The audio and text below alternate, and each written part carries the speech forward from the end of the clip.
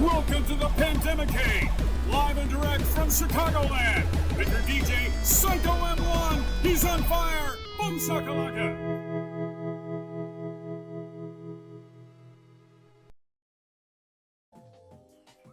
Hi, everybody. Good to see you. It's another Tuesday. Yes. Another Tuesday. It just feels like it's been a week. It's been more than a week. Oh my God, you're tuned in. My name's Joel. Hi. You've been tuned in to another fantastical episode of Live from the Pandemicade. How you doing? The private arcade here, Chicagoland. Real arcade hardware. Streamed from my eyeballs to yours. Good to see you. It's another Tuesday. And a good one. We have something very special today. Something I've been waiting for a while. Special. All the way from the great country of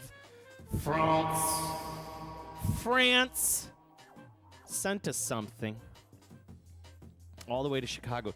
And it enhances one of the Pandemicade Collective arcade boards. That's right. We have sacrificed a board. But it became something so much better and newer and amazing.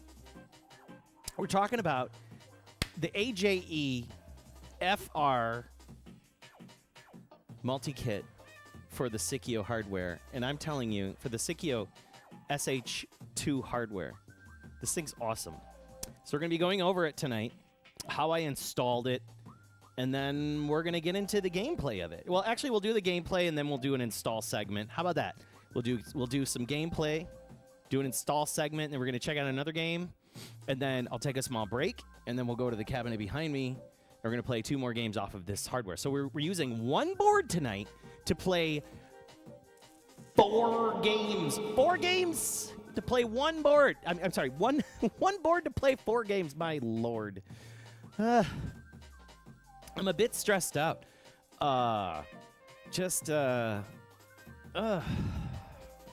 You ever just, I just been getting over a little bit of insomnia, a little bit of just some stress, man. So what a better way to kick off than some of this, just push it out the door. Just like a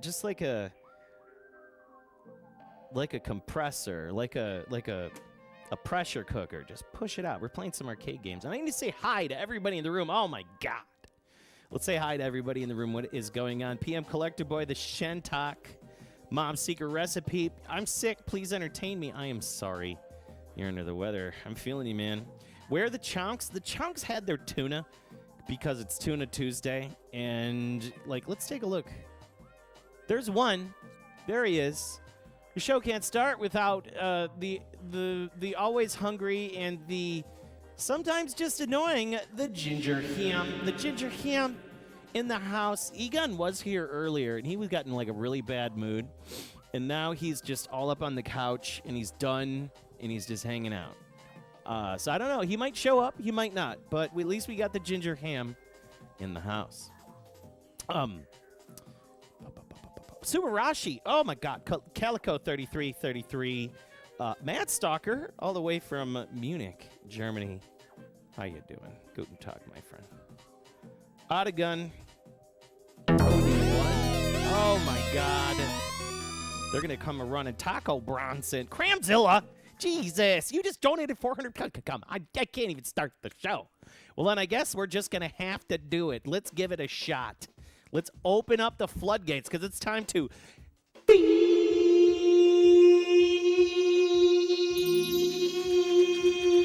the chunk. We're going to feed the master chunk. Let's see if we can get him to come in here. Come on, chunk. Come on, chunk.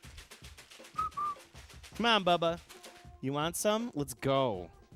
Where's the oh, I already got the chairman behind me. Oh, no, that camera's not going to work. So let's take care of the chairman just waiting so patiently. Little bowling pin chairman. There you go. Excellent. And the other one, he's just on the couch staring at me. Come on, Chuck. Damn. Damn. He might be back later.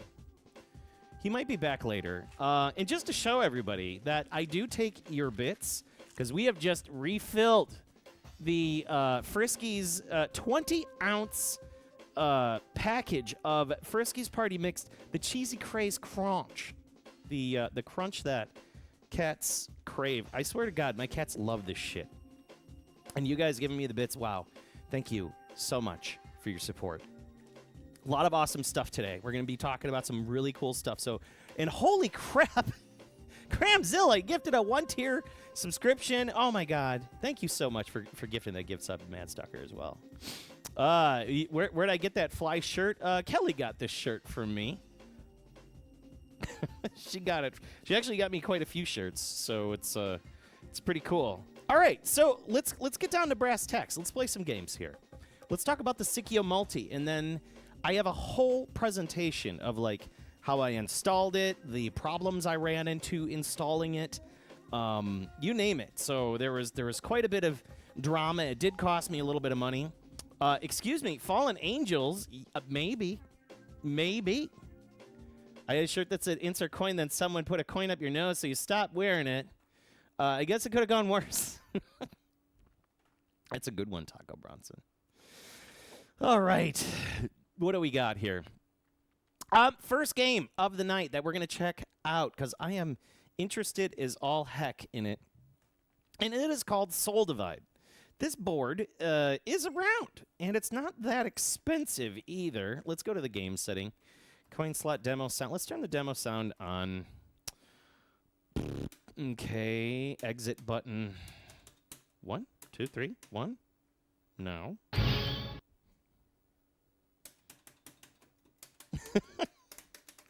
No. No, not again. That's not good. I can control. You know what? I had this issue once before. So that was another goofy thing. I've had a lot of oddities with this, and I think a lot of it just has to do with the hardware in general. The hardware, its base hardware, was a donor board for, which basically was a Strikers 1945-3. All right, let's go to this input test. And, okay, we got button 2, 1. Oh, you know what? My buttons are set to MVS. I always forget about that. Because I have a small controller in my cabinet that allows me to do that. And I need to switch that before we play the Fallen Angels. So now, button 1, 2, and 3. Look at that. Boop, boop, boop, boop, boop. We did it. We did it. All right, I feel better about that. Excuse me. I'm sweating. Tapping all those Japanese games. Hurt your fingers 4 years ago. Oh, my God. Never liked Soul Divide? I didn't really think too much about that one either. I didn't really think too much about that. Like I've seen Soul Divide. Oh, I've seen Soul Divide boards before in the past. Is there audio? I'm assuming there's supposed to be audio here, but go figure. We're just going to take a look at the track mode. It looks pretty rad. So this is one of my first like Psikyo games I downloaded on Switch a long time ago. And even before that, I used to play this kind of on Raspberry Pi. And the game always intrigued me because I did see it once or twice in the United States, but it was like way, way later. It was just always at like, people's barcades and stuff, and they would put this really goofy, weird Psikyo game out there. And it's an oddball one. It's kind of like a shoot 'em up, but it's not a shoot 'em up. You have like a sword situation, and then you got like a magic situation. I have no clue how to play this game, other than I've just kind of mashed buttons and made stuff happen. I honestly just never looked into it. It was kind of just one of those impulse buys because it looked cool, and then I would play it for a couple rounds and I'd just walk away, or I would just turn it off and switch to a new game. I think I got it on Nintendo Switch like eShop for like. It was like 99 cents or something like that. Give me the Sengoku Blade and Tengai any day. You're not the only one that has said that. I like the Tengai a lot. It's a pretty cool game. So you have these like characters you could select. Yes. We're gonna go with the blue guy because he reminds me of like somebody from Avatar. And they have this kind of pre-rendered animation situation going on. I probably should have flashed the Korean version because I think the Korean version's in English. I remember this game being in English. All right, and then you run them out of there. Then you got like your little shoot 'em up thing going on, right? So you're shooting, and then you can get up there and you can start slicing and dicing. Right, if stuff starts getting a little out of control.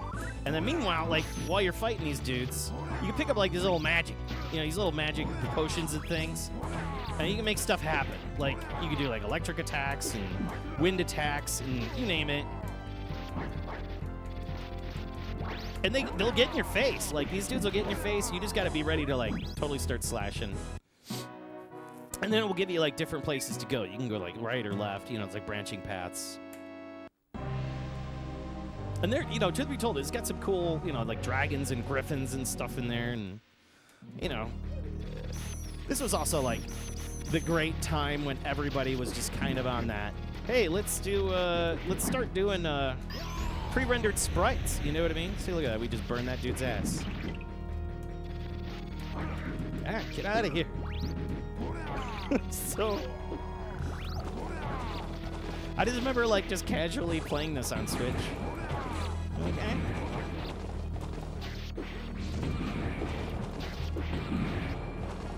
It's a cool game, for what it is. It's a unique one. I mean, it's something that's like if somebody would look over your shoulder and be like, what the hell are you playing? Playing some Soul Divide game. Most arguably, like, not one of Psikyo's strongest games. There, let's see if we can use that lightning attack there. It's a cool looking like dual-headed dragon thing. Yeah, you get him in the face. And of course he's like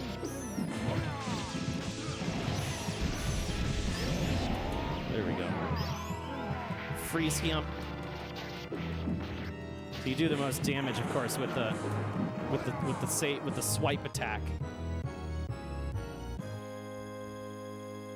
Soul Divide is Psikyo's answer to Lords of Thunder. Do you think so? The problem is the controls. Yeah. Soul Divide plays like versus a fighter. Yes, it is a little odd. It is a little odd. It is a little odd, like the way it slashes and dices and stuff. Like I guess you can do moves though. Here, let's take a look. We do like a half circle. I mean, cool looking game. Let's be honest. Like, let's take a look at it. If you're a kid in late 90s and you went to the arcade and you saw this, like, would you be looking for like the 3D games at the Sega cabinet, or would you want to go play this? That's the question. Because like this around the time was like maybe like what 94 was Killer Instinct, right? Or was it earlier than that, 93? Look at that dragon. Oh my god. See, I love that fire animation. This is super cool. Oh my god. This multi itself has been a long time coming. I put in an order for this thing almost 2 years ago. I think 2 years ago, around there. It feels like just time has moved so fast. And it finally showed up on my door. I mean, just a long-ass wait list.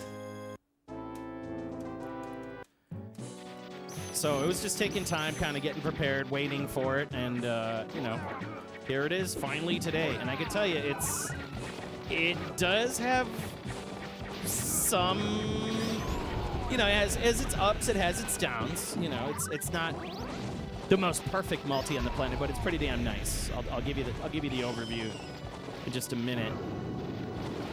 It's not what everybody thinks it is, where like every single game is quickly accessible, things like that.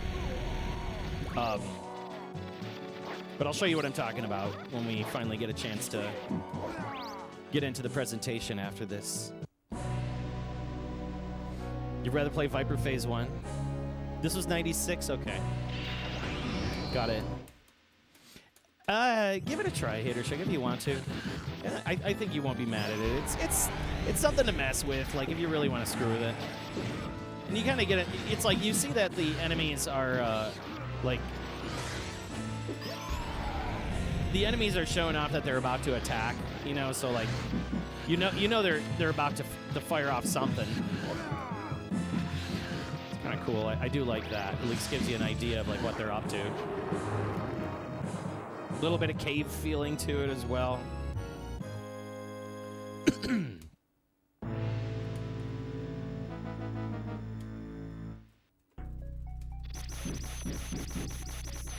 Beep, beep, beep, beep, beep, beep, beep. Yeah, take that, eyeballs. The roast some eyeballs. It's like, I don't know what any of the magic things do, like the medallions and stuff. I'm sure there's like a whole crazy strategy to this. Ooh, those eyeballs make a grotesque sound. It's like a digitized sample of like somebody smashing like Jello with their feet. Sounds gross. Turn this madness up.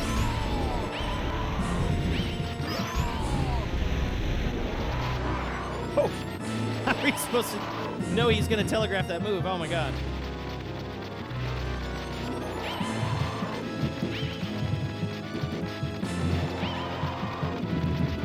Ah! You try to get in there, and you just got to slice. Oh no! This is probably like the last level or something. Listen to these. It's a really cool sound.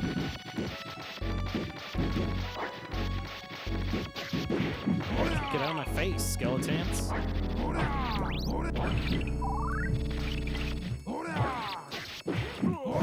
Man, just kind of stab shit. Alright.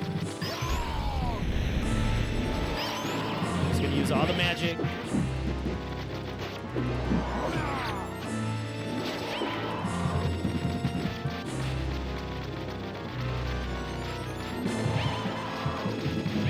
Oh my god. There we go. Couple more stabs. Couple more stabs. Oh! He's almost done. He's just trying to frickin' oh, I just used all my magic. Damn it.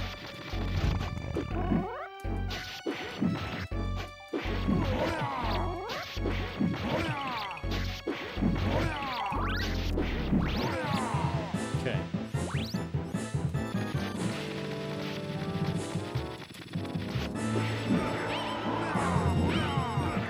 There's got to be a way to get in here and just start slicing away without having to worry too much about those fireballs. Oh, I see. I see. I see. You just wait for those stupid eyeballs come around. Okay, so when you use the magic, there's no invincibility with the magic. The main problem with Soul Divide is Psikyo just made better games, yeah.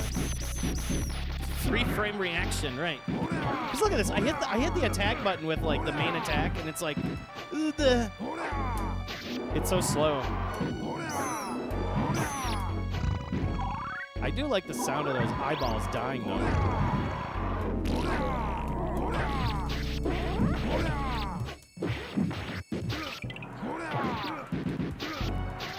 It's a cool game. I'm still not mad that I have it, but I definitely wasn't going to go out of my way to buy this board. And I heavily thought about it back in the day, like quite a few times actually. There's always a Soul Divide board for sale, rather inexpensively.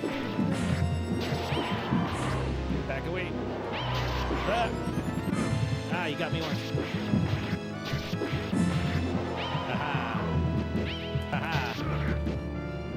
No time for your spikes.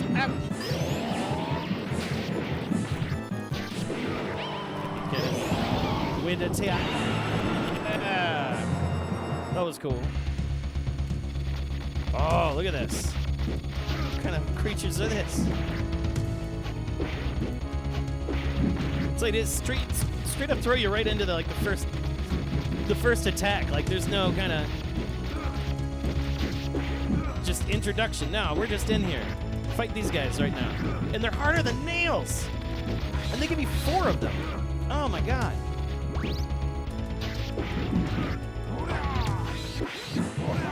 Oh, hi. It's a Minotaur. Holy crap.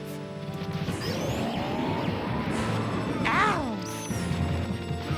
And let me guess, I probably got to keep beating all those damn stupid those jellyfish.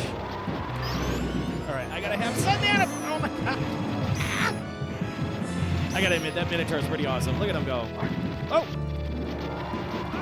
Oh! You thought you just heard flatulence? Yeah. It's those eyeballs going. And look at this! It dumps me back here. Okay, we're gonna kill those eyeballs, and they go.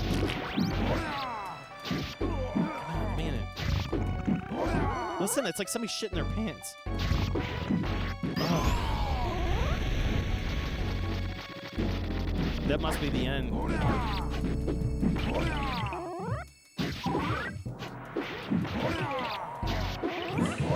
Pardon me for my lack of knowledge on this game. I know nothing about it.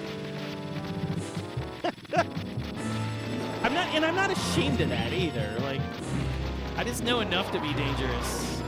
Ah.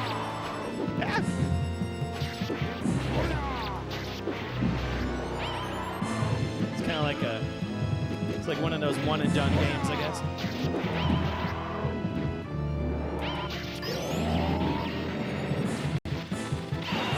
All right, I'm starting to get better. Ow! I can change magic with the third button.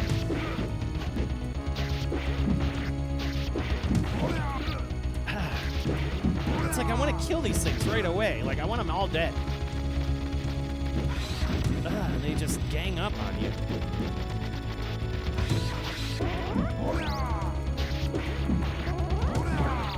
It is kind of like a flying beat 'em up. Ow! What is that? Heat body? Oh, heat body does. We'll use that. Ow! Whoa! Hi, Bats. Get away. Oh, that was highly effective. Oh.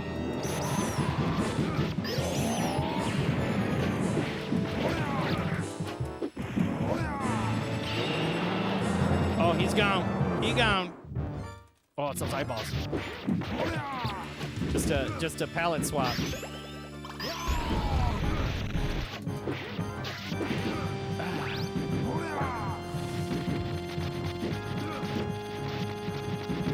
Is there a charge mechanic? No, there's not.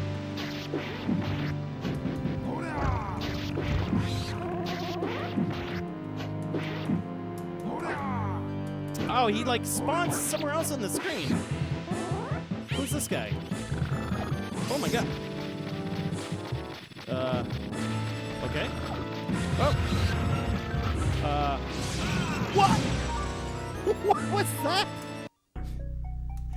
That was garbage. And it's gonna stick me back here? Oh, come on.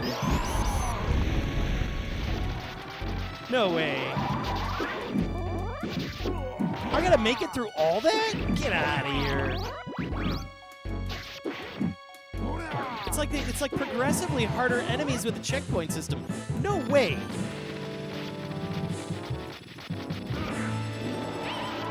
Now I know why people hate this game.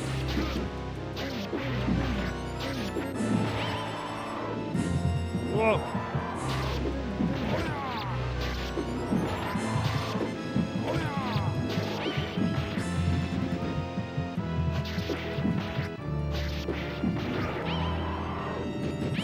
It's like bear traps that turn into spike traps, and then you're just trying to dodge this crap.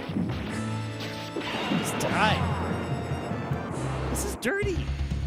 All right, and then you fight these guys. The only way to keep them at bay is to keep slicing them, but they kind of skate away on you. If you can group them up, you can really do some Van damage. Ah!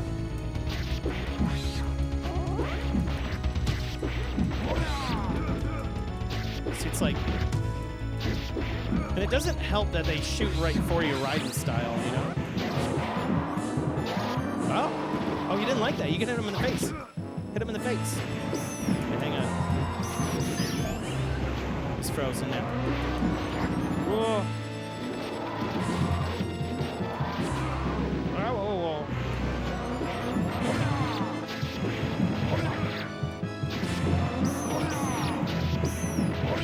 Yeah, piss off. All right, we got him. Okay, we got him. 1, 2, 3, 4, 5. Oh!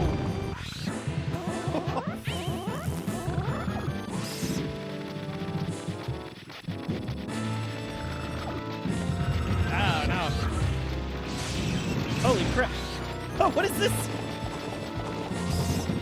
It's spawning bigger enemies. Oh my gosh. That's so unfair. What is this garbage? Ow! Just gonna keep stabbing this thing. We're getting there. Ah! Get out of here! Ow! Ah! Trying to get in there! Trying to get in there! Do it! Oh no! No! No! We're so close! We're so close! Yes! We did it! We did it! We did it! That was rough. Just keep slashing away. All right, and then you fight this dude. He's like, I am the Mega Master. Prepare to fight me. Have at thee. Of course, and he throws 2 really hard guys in here to just spray the room with just trash. Meanwhile, he just throws in some mega attacks with spinning. Oh, hi. Yeah, whoa. So you can kind of keep shooting them for like chip damage. Wow, it's highly effective. Highly effective. Highly effective. There you go. Oh, he's Baphomet. Oh my god. Satan himself. Ow. That is a wicked looking Satan. Or like whatever he is. Oh. Hold up. We're gonna use the ice. The freeze. Freeze. Look, you just freeze his ass and you chop him to bits. Oh wait, hold up. Oh my god! It's a big dragon. Ow! It's so big. It's screen filling. Talk about a cool looking boss. Come on. All right, this game gets an extra point for this. It's a dirty boss. Come on, let's be honest. But like, it gets an extra point. This was fun. Yeah. chop your face.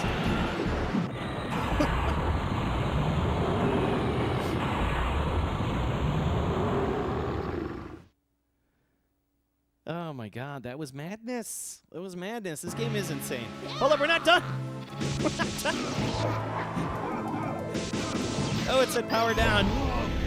Burn. Yeah, Retro Hits, you can get this board rather cheaply too. This game's always on the chop. What? I gotta fight this guy twice? Get out of here. The only way to do it is really just start chopping away. You get his boys, and then he shows up, and then you just wait for him to do that. Parry, get in there and just start slicing and Miles Bennett dicing. All right, then he does a sword attack. All right. Okay, you do the slice again. He gone. He turns into Baphomet, or whatever this is. Little goat guy, goat looking like Satan dude. I mean, I'm not mad at him. He's kind of cool. His little minions. Whoa! His little minions get rid of power-ups, which is awesome. Oh, that was not effective. That burning wasn't effective. So the magic does matter. Like if I was using freeze or holy or whatever. Okay. And then he turns into the super dragon. And he just starts slicing its face off. Oh my God. Let's use a little fire there. That's all right. Just wait for the little balls to go and attack, and then he brings his boys in. Oh my God. Give it a little bit of life. Oh! Whoa.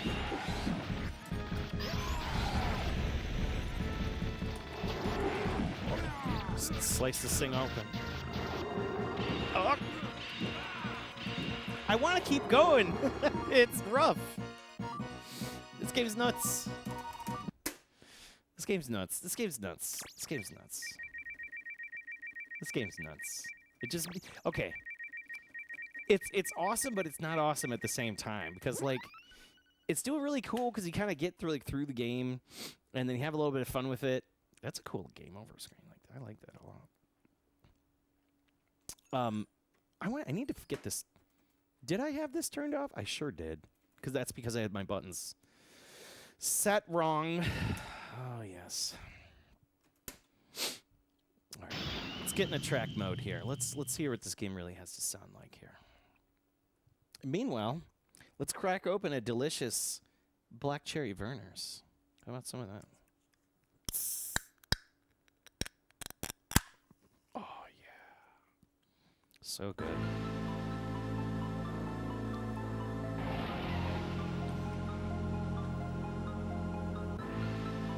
You just use ODEs in the PS2. Oh, and by the way, I did see that Mad Stalker. Hang on, I gotta read what you said.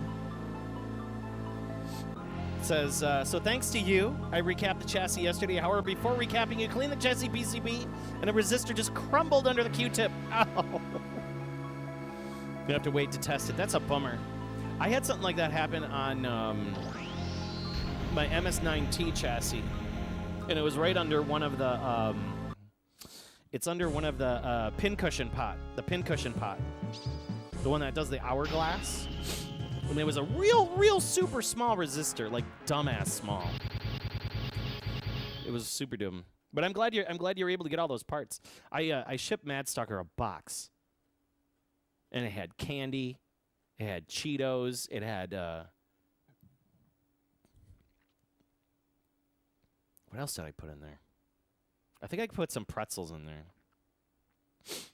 Oh, I had nerd ropes. We put nerd ropes in there. We had put nerd clusters. The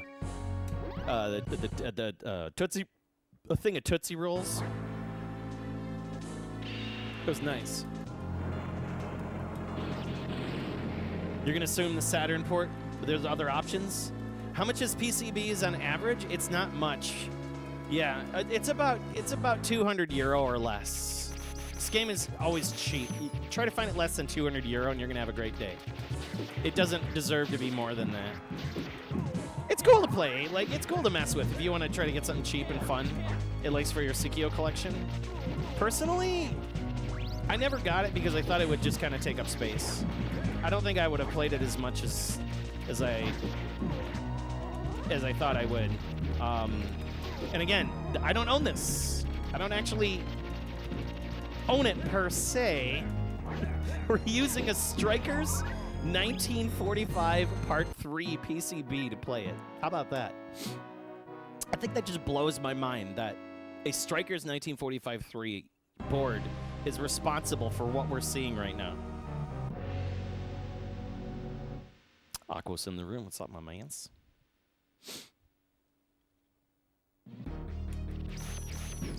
Yeah, Soul Divide. Soul Divide, Soul Divide. It's an interesting one. I wanted to kind of take a look at it, see what's up with it, you know.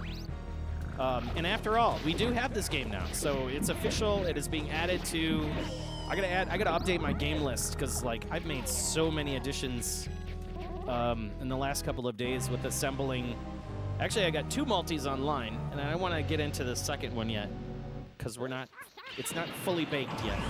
But for those that have been in my Discord, know what I'm up to. Oh. Have a freeze spell, my friend. Oh, how do I do the freeze spell? Freeze spell! Cut, cut, cut, cut, cut, cut. Oh!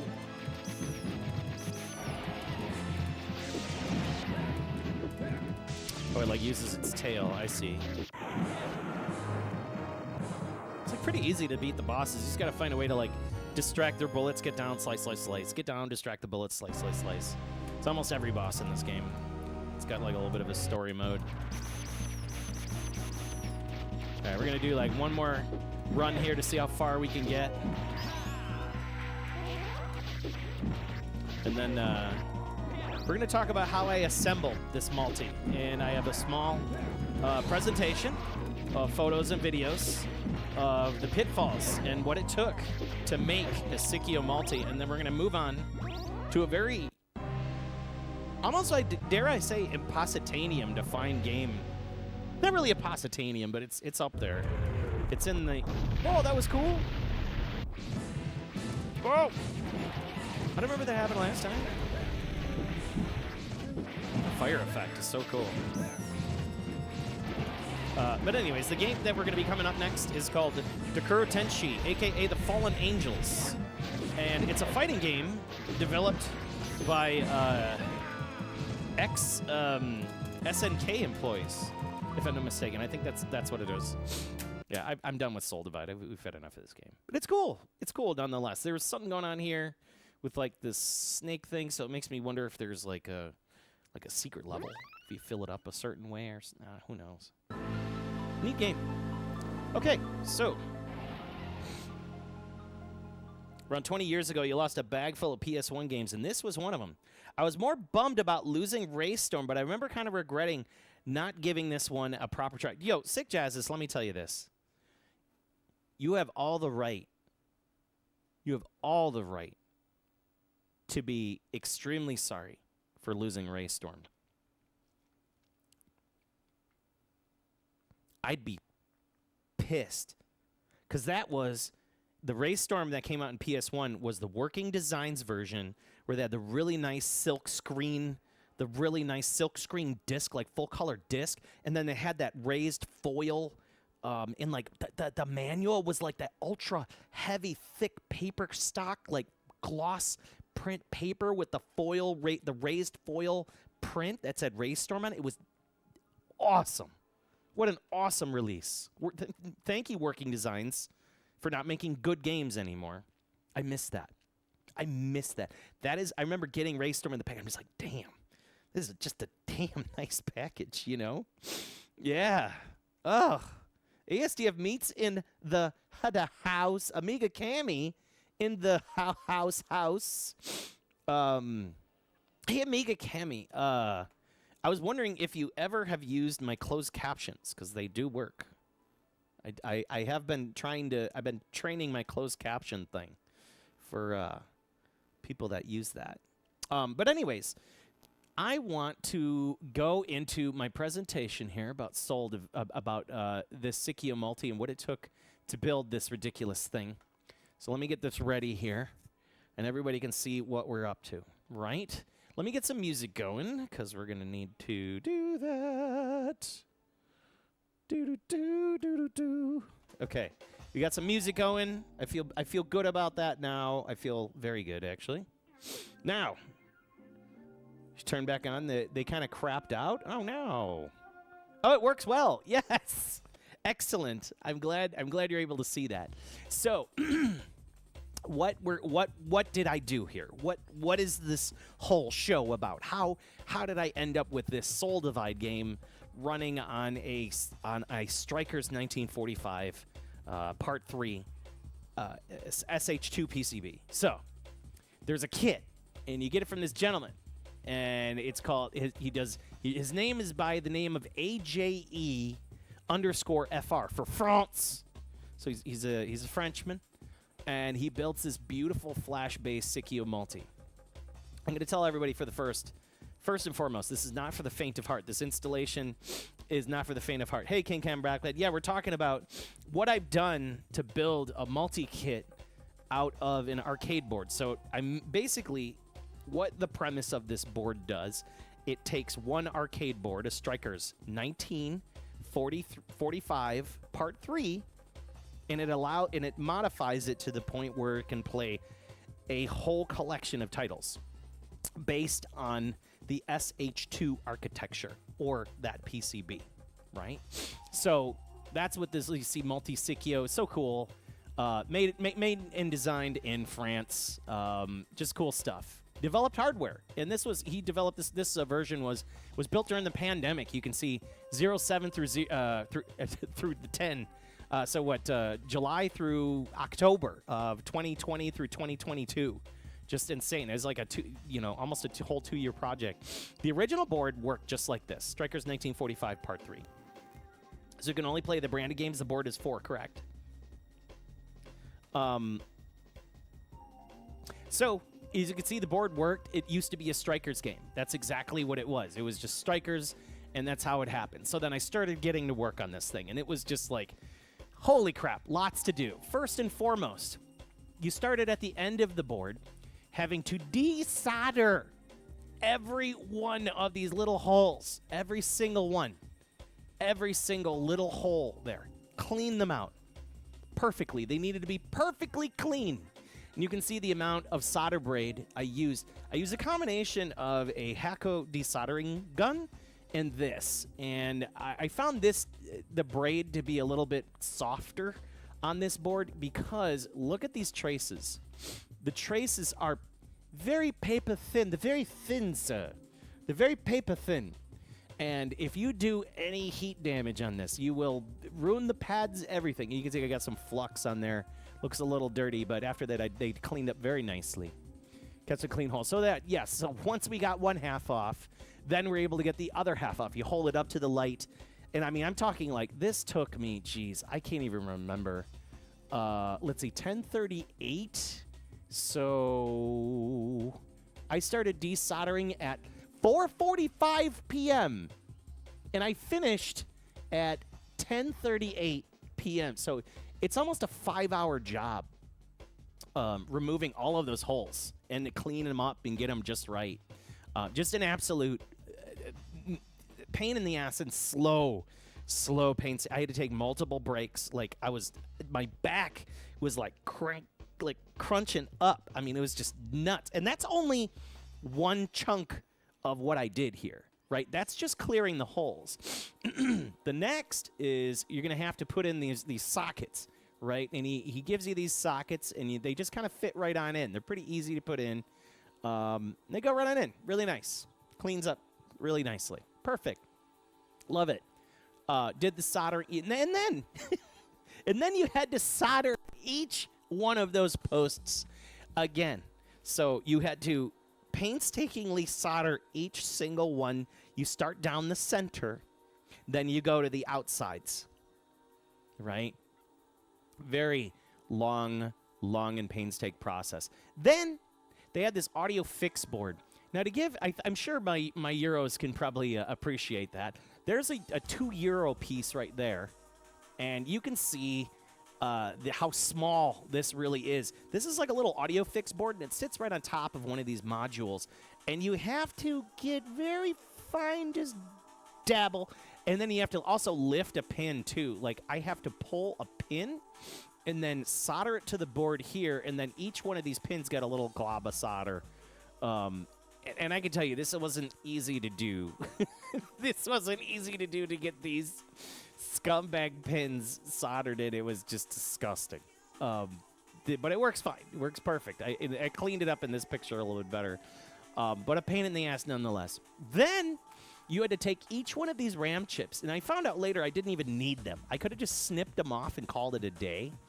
But what you do for the multi is you could disable them by lifting a pin and soldering a resistor between each one of those pins. And you cannot screw up, because those little legs, you have to like apply heat and stick a very fine implement under one of those legs and then wait for the heat to kind of lift that, and then you got to keep pulling that leg on up. And you can't, you have to do it with surgical precision, because those legs will snap off. And it was horrific. But yes, eventually you got all those in. And then you have to install, like, in order for me to play the next game we're about to play, you have to put these 2 resistor packs in, right?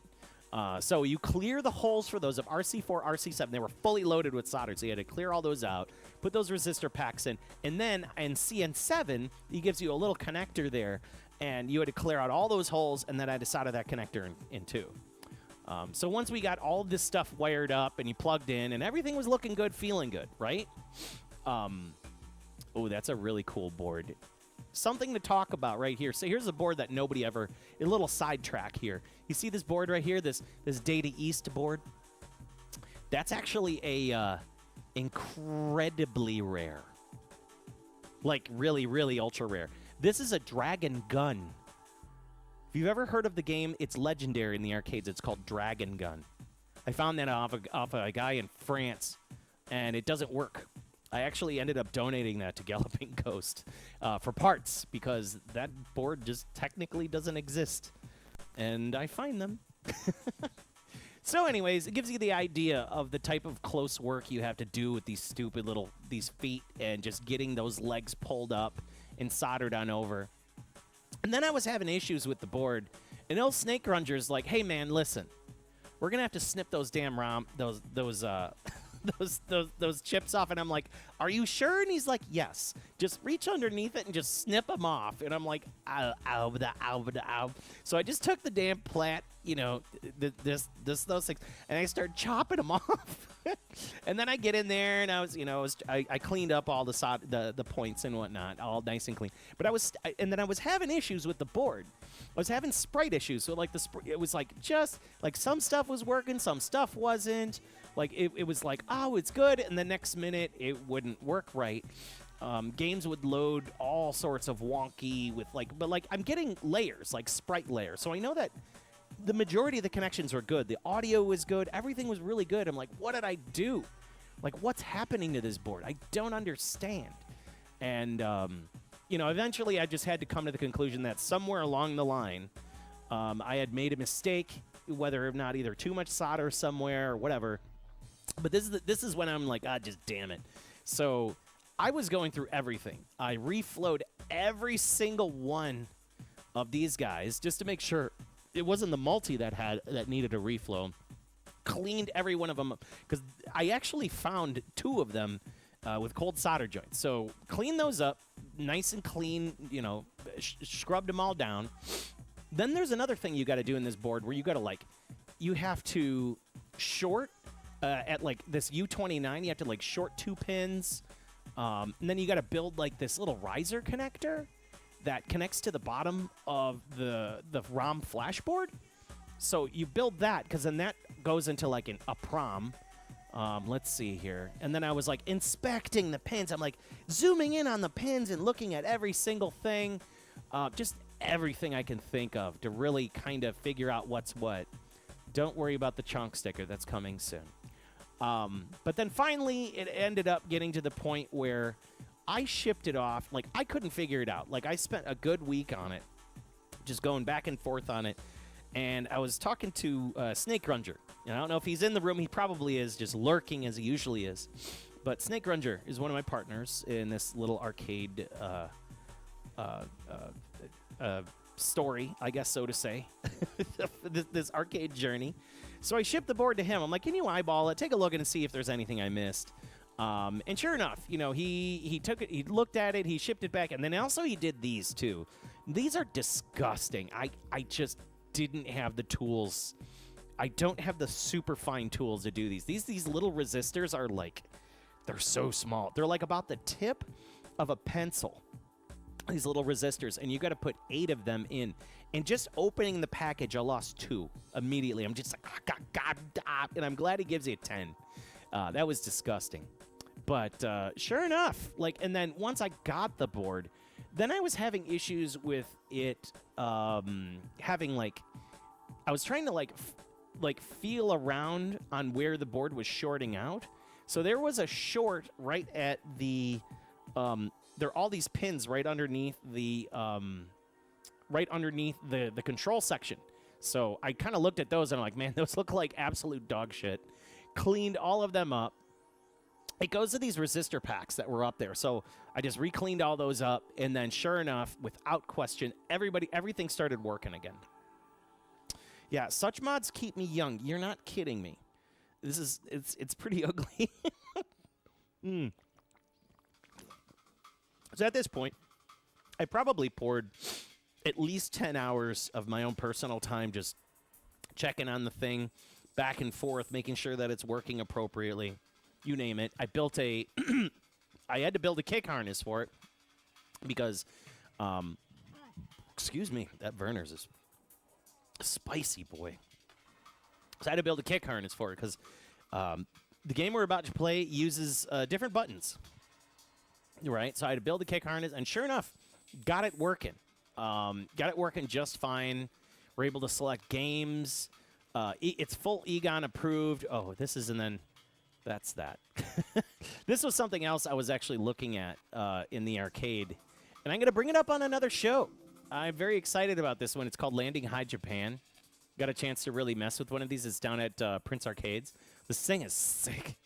It's so sick.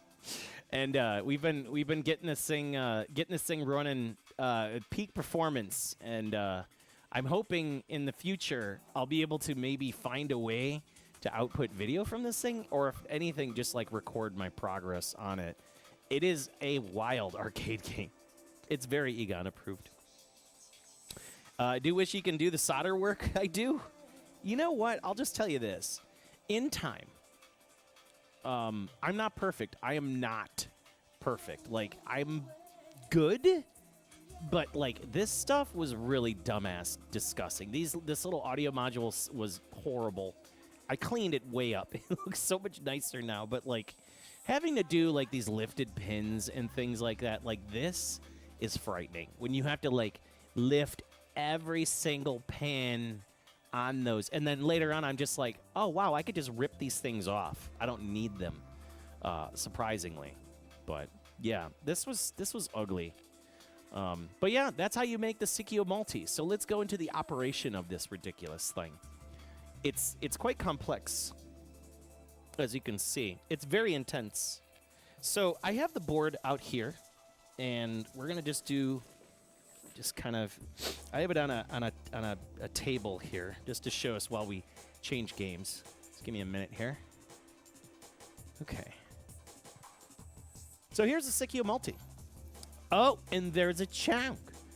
He's like, I want to know about it. So here we go. It is the final product, and it's running. This is officially running and connected to the arcade cap here, right? So if you want to change the game, here's the cool part about it.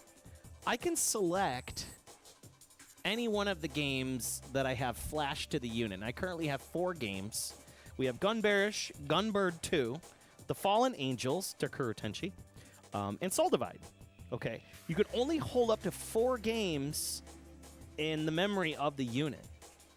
And if you want to change the game around, you have to, there's like launch game, dip switch settings, program new game, reset EEPROM, return. So what you can do is if you want to rewrite a new game to one of the slots, you have to do program new game. And you have, let's see, Soul Divide Korea, Strikers 1945 Part 2, Dakuro Tenshi, Space Bomber version B, Gunbird2 Set 1, Gunbird2 Set 2, Strikers 1945 Part 3, Dragon Blaze, Gunbarish, Mahong G-Taste, Tetris the Absolute Grandmaster 2, Tetris the Absolute Grandmaster 2 Plus. So there you go. You can put any of those games on this hardware in any one of these slots, in any one of these 4 slots. The only problem is it takes, I would say, up to about 10 minutes. You can watch here. It's going to launch the game. It takes up to 10 minutes to launch the game, and boom, there we are. We have the game that we're about to play called Dakuro Tenshi right away. So, oh yeah, this board will have lots of usage for a long time to come. What do you say, him? Bowling pin, him? He's just, oh, he's like, I would like some bits, please. Please give me some. He's doing his bits dance. His little bits dance. What you say, him? What you say? Yes, he says it. All right, let's give something to the Chairman Chunk because he's been so good. Look at those little feet. Look at those little feet. His food feet. Give me those foods. Give me that foods. All right, Bubs. You've been a good boy. He's taking over for Chonk tonight. Him. It's the ginger. Him. Okay. So now we got Dakuro Tenshi wired up. I have to change my control layout in my cabinet to MVS style because this cabinet... I'll let you stare at the cat there while I change my controller layout. I have a JVS controller in my cabinet that allows me to quickly change my button mappings on the fly. And it fixes a lot of problems whenever I want to play Neo Geo with 4-button games and stuff like that. Okay, what are we doing here? Dakuro Tenshi. Interesting game. There's a bit of history on this one. And let me make sure... Let's find out when this game came out. The Fallen Angels Arcade. 1998. How about that? Come on. And also another thing I like about this, I don't have to change my scaler at all. And here's what I'm going to do. I'm going to say prototype or test location on this one. The more I've learned about it, the more I've learned that this game in particular didn't last long, for good reasons. It's a very expensive game. Okay, so here's what I've learned about Dakuro Tenshi. Here's what I've learned. This game, Psikyo released a while back, and what it did is they put it on test location. To my understanding, it was done by some like SNK employees. Somebody could correct me on that, I'm sure. But you can tell the proof is in the pudding. The animation is top tier. You'll see what I'm talking about. It's pretty nice. Pretty nice looking game. It does feel incomplete though, and I understand what they mean. Like this came out, and Psikyo was doing like tests, like test location type stuff. You know what I mean? Like checking, having people try different things. What the deuce? Game setting? Come on, man. Really? We're doing this now?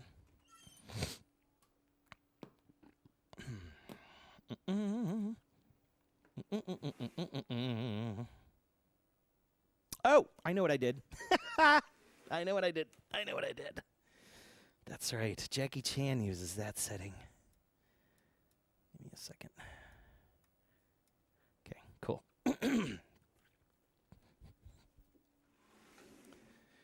All right. Now, let's see if we can get a... excellent.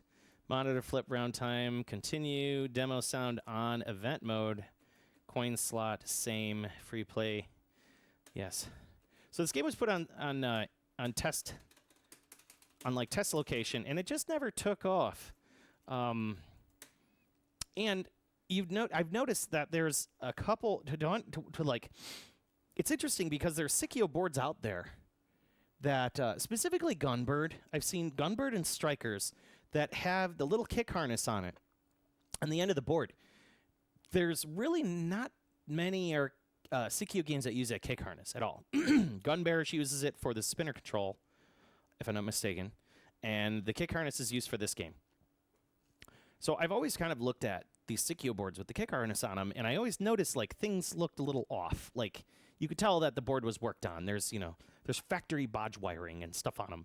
And then the more that I dug into it, the more that I found out that, like, this was just like a test location, kind of like a prototype game.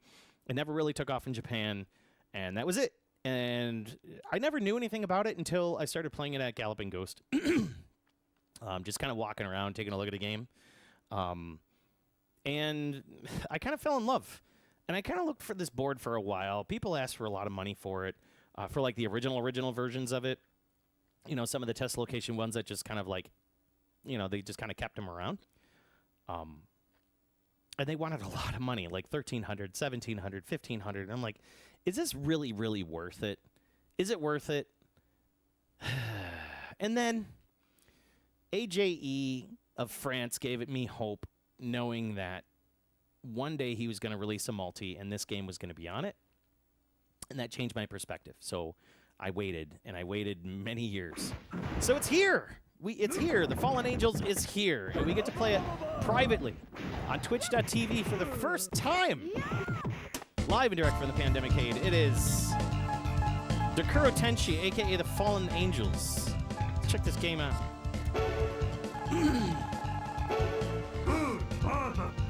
Really?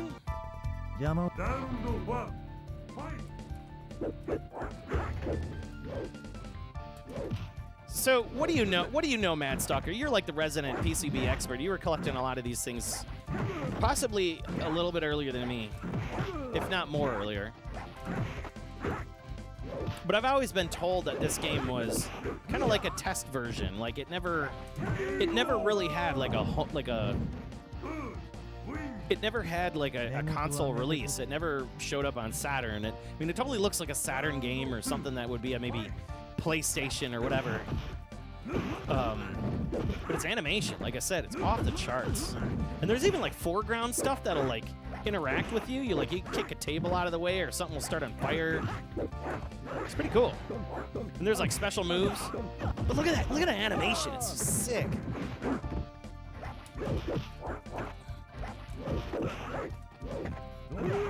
Oh my god.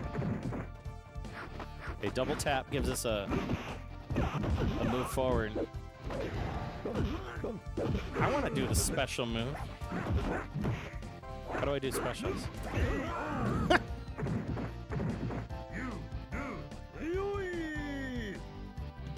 Yeah, even for you, you're out at this price point. But what if I said, Subarashi, you could get a multi-kit and a Strikers 3 board. Like, Strikers 3 board goes for like $300, right? Let's say $300, $250 on a real good day. Maybe $200 if you got friends. Right? And then they're like, yeah, do whatever you want with it. Then you buy the multi-kit, which is about $300-something bucks. So all in all, materials, time, everything it took to put it together. I mean, you're looking at maybe, let's just say, $700, not including time. And you can have this along with, what, 8 other games? I mean, that's not too bad. It's a pretty good deal. It's very exclusive. I mean, other channels have already done it.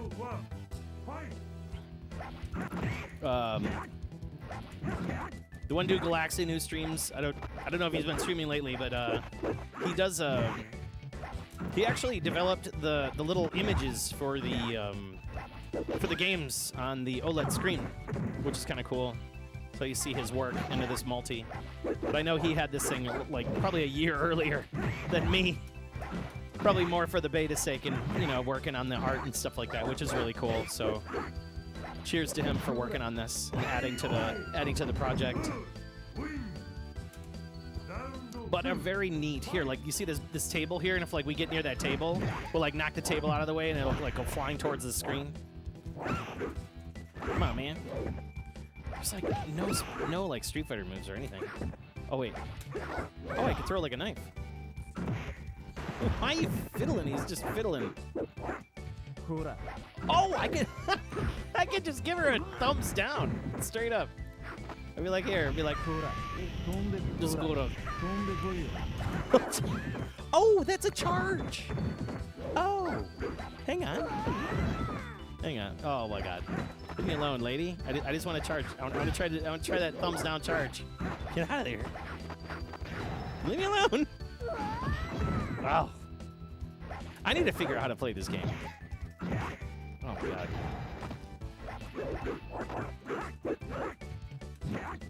I can't get near her. She's getting rough on me. Just slow. Just sweep the leg. Oh no! What did you do? Oh my God! Oh, she just wrecked me. Yeah, and this game was badly emulated for a very long time. I just think a lot of it made me wonder if like, if it was the hardware or what. Or maybe just somebody didn't really get a good chance to really map the board out. Who knows, like, the secrets behind this goofy game. Like, it's an oddball. Oh, it's a rumble in here.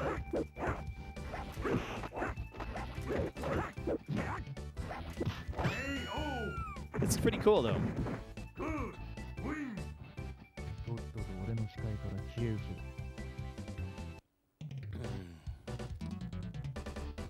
You're tempted to put a multi together, so there you go. Wait, and also there, you can get on the list. The list is pretty darn long right now. But you get on there. I mean, it'll get around to you maybe in a year from now. You know, but like by that time you'll have the money. You'll have the time to save the money up to find yourself a Strikers 3. You know what I mean? Like, hang on. How do I charge? Oh, that's my charge. If I press all 4 buttons, will it do like a thing? Oh, that switches stance. Interesting. Now.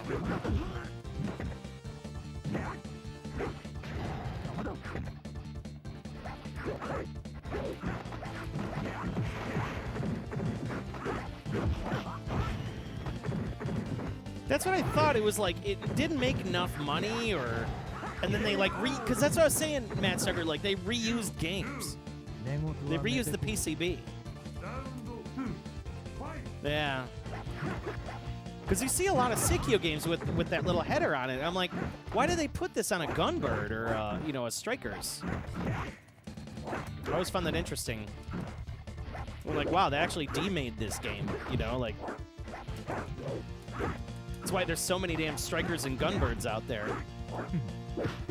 Just want to get in there, mate. Come on, I'm gonna punch you. I'm gonna punch you. It's like, who's who?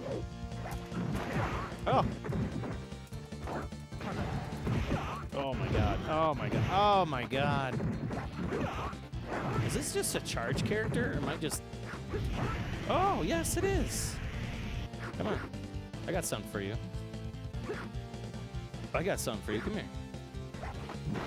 Oh!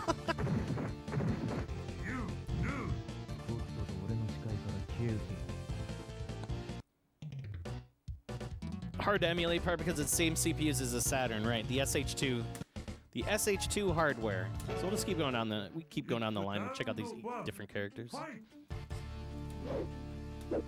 God, look at how slow this guy is. He's like, woof, woof. Oh, you can jump though. Ooh. I could see why people didn't really get into it, but I always found it magical. Like, whenever I'm playing a Galloping Ghost, it's just like, this is cool. Like, what is this game? I never heard of it, you know, and sure enough, here we are. So how do I have, like, a bunch of bombs. I wonder if I can, like, throw bombs at this guy. There you go. Ow, ow. Get wrecked. I like the grab. He, like, goes to grab the guy. Ah, come here. Come here, you weasel. Oh, you weasel. Come here. There in the face.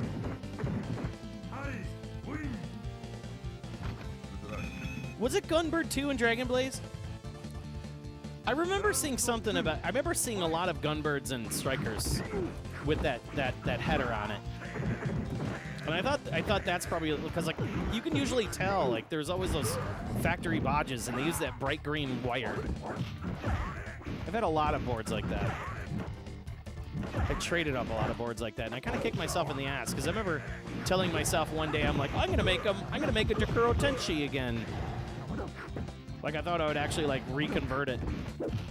Which now that I've had some time with, like, some of the fine soldering on these Psikyo boards, like, it's not too bad. Oh my god. Oh my god.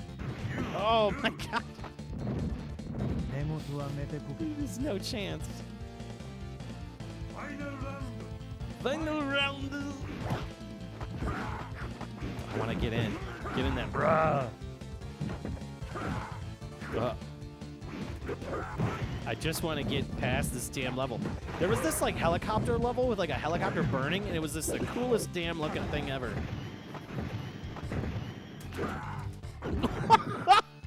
Get wrecked.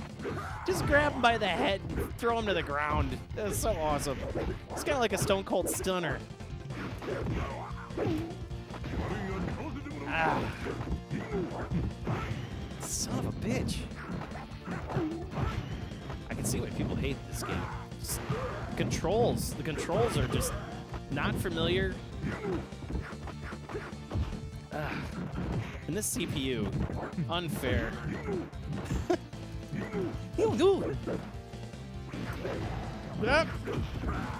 Get him! Get him! Get him! Get him! Ah! Stop hiding, you son of a... He just wouldn't let me. He just wouldn't let me win. Hey, Alviel, yeah, we're checking out the Fallen Angels. A very unique game, running on a very unique hardware right now.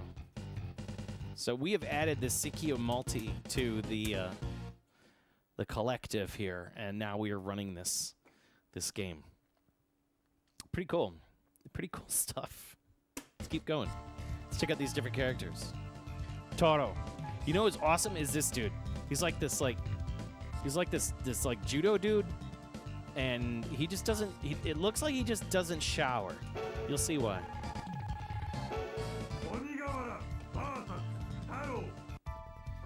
Look, he got little flies around him. I think that was always cool. Or like somewhere in England. Maybe Germany. That's it. That's what I was looking for. That head grab. That head grab is just so brutal. And it's got this chunky kick. It's just so chunky. Oh. Oh, okay. Hang on.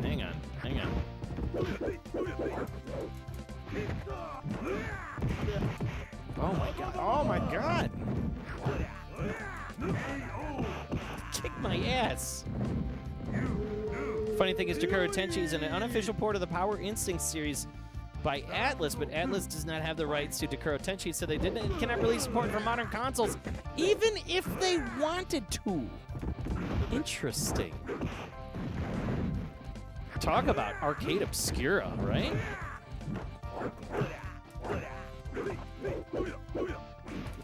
Toraro versus Taro.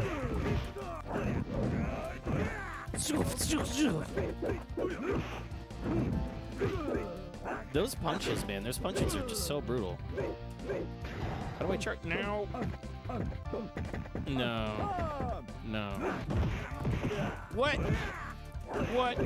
I was gonna kick your ass in the corner.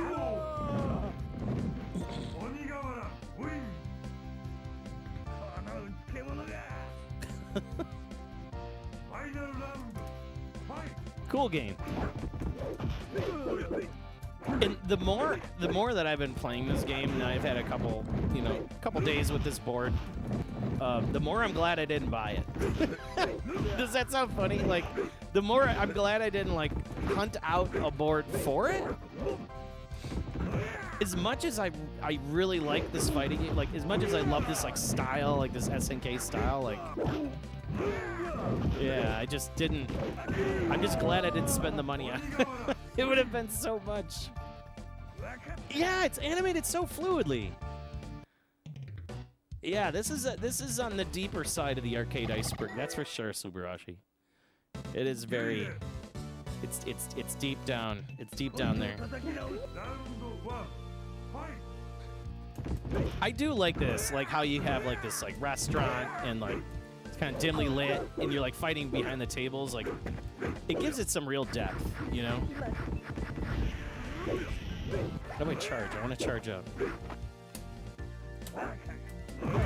Ow. Yeah, it's unique because like you have like different fighting stances, and it changes like how your attacks are, which is really cool. Oh.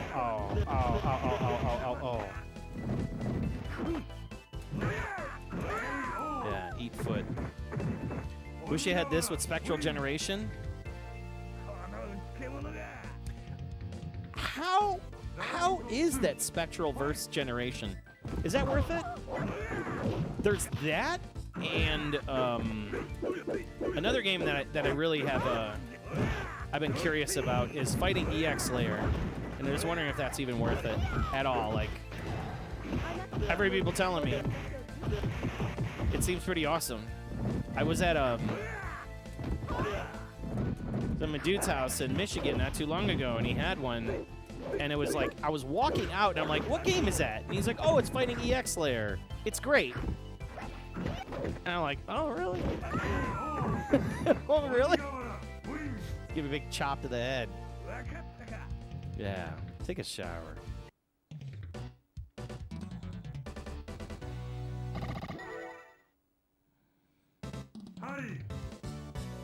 Fighting Layer is great.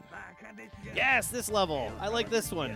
Like, I like how behind the characters, there's this little bit of glow. Like, look at that. It's so cool. That little bit of extra, like, sprite layer, just to give it that depth. Oh, wait, hang on.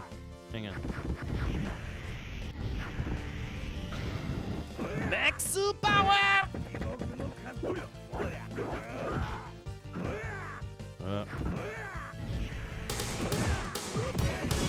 Oh, get wrecked.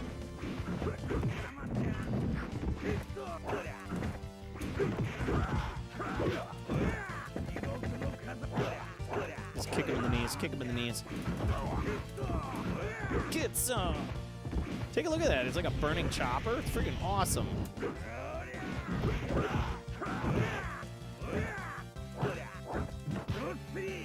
How do I do the grab? Oh, whoop. Ouch, I forgot he's got the weapons. Oh my god, thank you so much, Zion Farm. If I like the Street Fighter EX series, I'll like it. I'll love it. Okay, cool. Those AI for the flies are totally next gen. Look at them. They like follow your little dude around. Look at him go. It's so cool. I know they're just dumb little pixel, like 4-pixel flies, but it is neat how they just kind of, they always find their way back to me. You know, like, it's just neat. Charge it up. Get him. Oh, no. Oh, no. Oh, no. Oh, go. Oh. Let's see here. Matt Starker says he had the change to buy Decro 10 sheets from a guy in Germany, 2002 for €250. At the time, he didn't know the story of the game. It was so rare because he thought the game, it was not that awesome. Exactly. Like, it's just a few person fighting game. Like, is this better? Like, for example, like with concerning Obscura, you know, like obscure arcade games, right? Oh, dude, freaking blocked it all. Concerning Obscura arcade games, like, is this better than Jackie Chan's Fist of Fire? I'm gonna say a big no, but it's awesome. It's awesome. I'm not kicking it out of bed. Now I'm just glad I didn't buy it. I'm just glad I didn't spend like the $1,300, $1,200 for this. It's pretty much what it is, you know. Imagine having the thousands when you had to pay for every single game. Yeah, that's the thing about the multi-boards, is the multi-boards allow me to thin out my collection. So, I am selling my Grandmaster Tetris 2. I'm selling my Strikers 2. That's already spoken for. I've already shipped off my Space Bomber. That's already sold. Because Space Bomber's on here. And I will be selling off my Dragon Blaze. Which is, it's a conversion, but like, hey, it's still good. It was done by the legendary Snake Grunger. It's like, now I don't need all these boards. I just need one board. The one board to rule them all.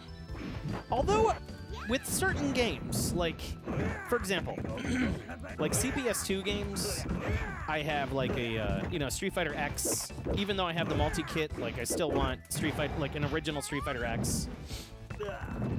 You know, there's certain games that, like, you just want to have, like, the originals of, even though you have the multis. You know, mainly because I just use them all the time. Oh my God! Hang on. Do it! Do it! Oh, what the? She freaking turned that around on me. Wow. Okay. All right, girl. Got something for you. I wish you could juggle. Like, I'm trying to think of, like, playing this like Tekken. I've been playing a lot of Tekken lately, so go get her! Go get her! Go get her! Go get her! Go get her! Yes! No! Frickin' knuckle thing. I wish you could juggle somebody in that, like Tekken. You know, it's like 1, 2, 2, 3, 3, 3, 4, 4, down, down.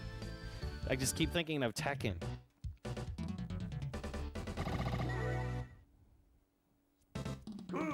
Is it better than Blood Warriors? Hell no. Yeah, Fist of Fire is on a different level. I agree. Like, I'm just glad to have finally gotten a hold of a Fist of Fire. That was a game that I'll just never forget. Dave Lister! Oh my God.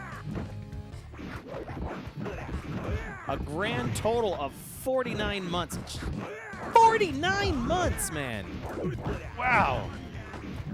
Thank you so much, your support.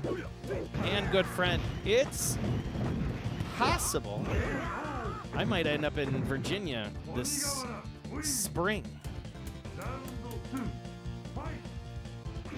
We might have to see if we can get together again,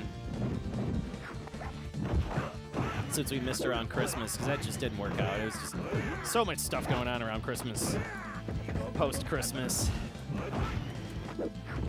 Oh. There we go. Thank you, Dave Lister, for the support for 49 months. Thank you for the resubscription, good sir. Thank you. Really. I love you, brother. Yeah, when I get the specific dates, talk to Dave. Not Dave. Your dad, 1980. Talk to your dad in Discord. He's doing his get-together thing at the same location and time situation around when he did his opening of his arcade. So maybe we'll. Oh! I love that. He just grabs his head. It just wrecks it. Come here, boy. Yeah, so it'll be around that same time, Mr. Lister. So most likely, we'll probably do that. This is cool. I mean, it's cool, but it's like, again, glad I didn't buy it. The animation, right? The animation's just so sick. This dude who like keeps his hands in his pockets, like, you never know if he's got like a knife in there or something. Just insanity. With this rain falling and stuff, like, it's a pretty game. Whoa. Let's turn into Spider-Man. What? All right, that's it. How do I do? I want the special move. Special move. Get him! God damn it! What? I'm just punching the wall. Stop. Just don't. It's a game just like, it's like, nah, I'm not going to punish him. I'm not going to punish him for that. Oh, that neck twist.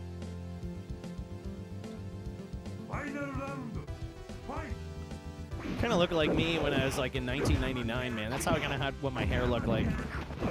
I had like it was like shaved on both sides, really extreme and high, and I had this real long black top, like mane, almost like it was like a mohawk, but I just kind of wear it like to the side and the back. I was such a poser.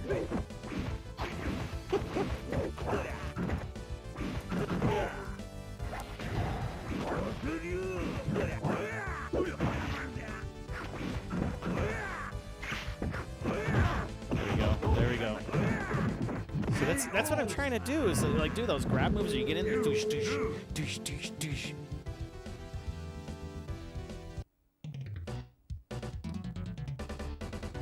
Yeah. Yeah, it's not a work thing. I'll just be out in your way for the 6 hours anniversary party thing. Okay, so we're gonna try somebody else. We'll try Hajiji, maybe Mibu. All right, what is this guy? He's got like a midriff going on. So jacket's a little short. Hurrah! Hurrah!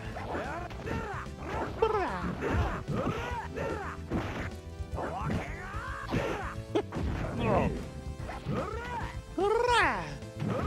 I'm probably the only person on Twitch.tv playing this game, right? Everybody's playing Tekken, and I'm playing Dakuro Tenchi. Whoa! That was sick! What? Oh, no!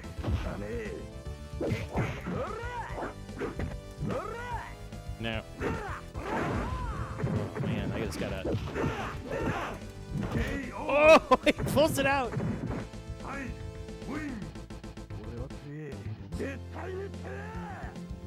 Yeah, it's King of Fighters, though. Roche looks like a Gary Oldman in Fifth Element. He sure does. What's that, Zorg? Zorg product. What an awesome movie. Zorg. He does look like Gary Oldman from Fifth Element. Get him! Oh, no! Okay, hang on. We're going to charge it up. What? What was that? Oh my god, Death Dread! Ah, nice, Dave Lister. Cool. Whoa! That was insane. It was across the screen punch.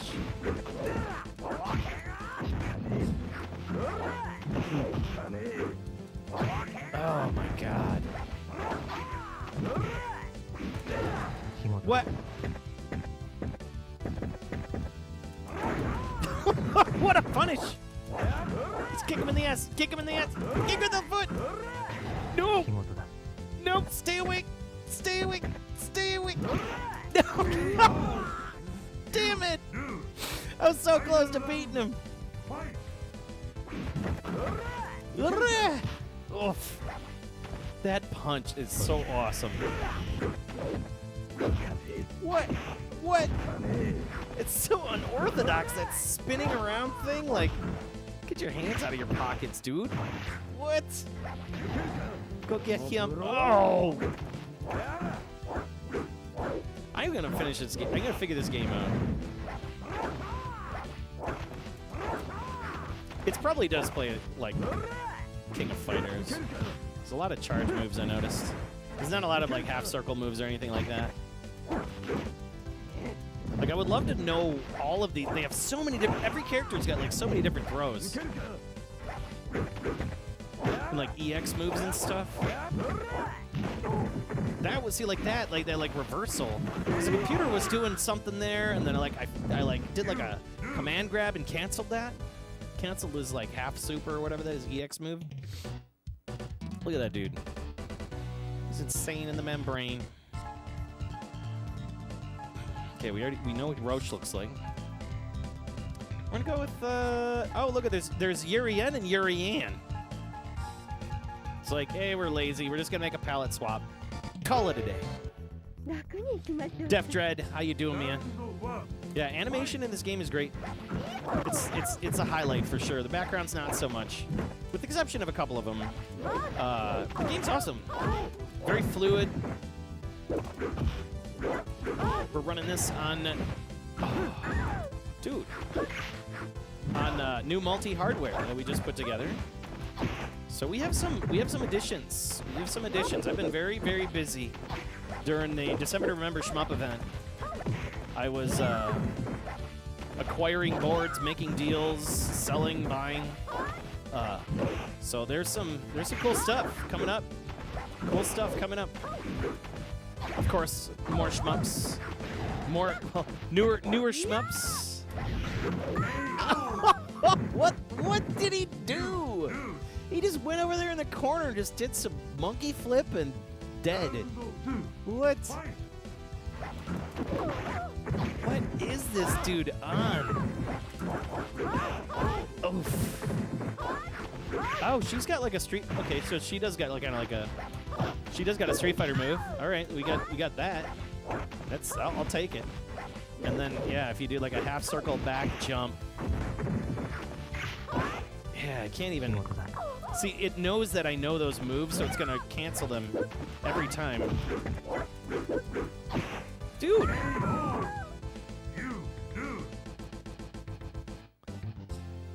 So you like about this game is just sit down and just get deeper into it, watch the Japanese matches. That's the thing. Like, there's gotta be. I would love to see some like super plays or like pro level of this game. You know what I mean? I like just these characters. The character designs are awesome. Like second to none. And it's not like they're like pre-rendered either. They're all hand-drawn sprites, like per frame animation, just real pretty stuff. Like, you got your heavy, you got your light guys, you got your unorthodox flying guys, you got your women doing their kung fu. Your kung fu man. He's like a dirty kung fu man. Come on. What? That was dirty. Can't knock this dude out. I can't get this guy knocked out. See, like, I think my inputs are being read now. Yeah, sucker. Come here. Ah! What? Come on!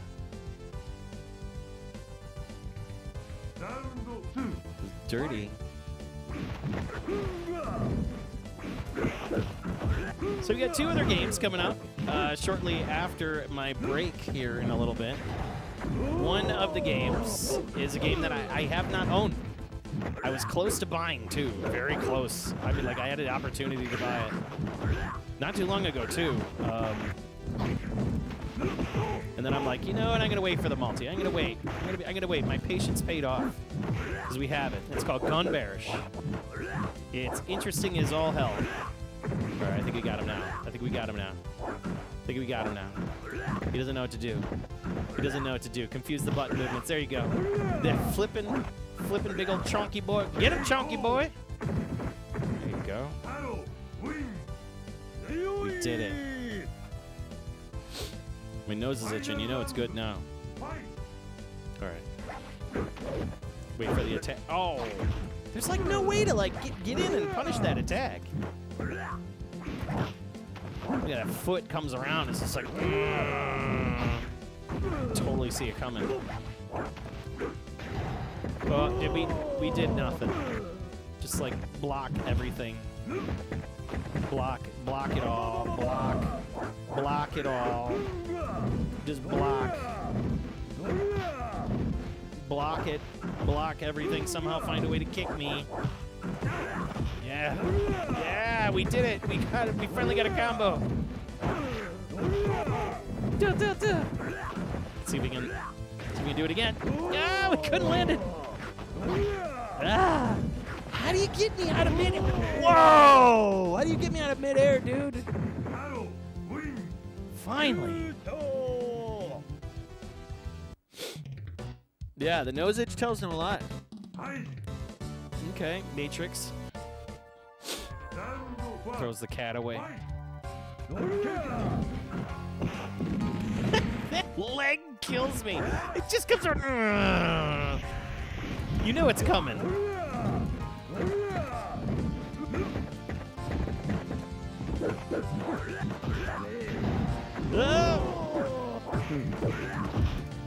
You just walk through enemies, start spinning around.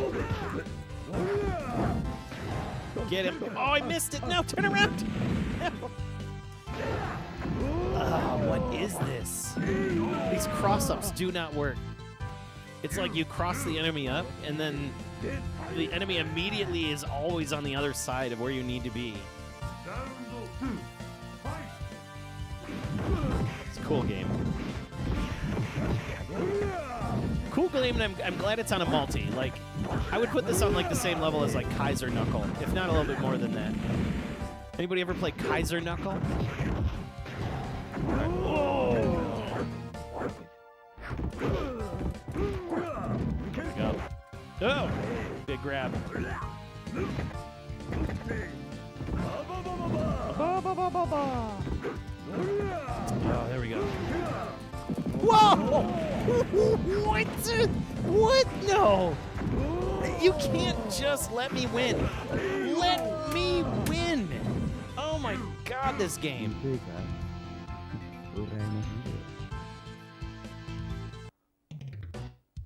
Hey, Cooligo, you have yourself a good night, man. All right, we'll go through like one more character here.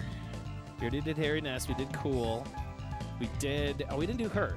We did the darker dressed girl. Oh no, we already did choose her. Even that fabric animation is just sick.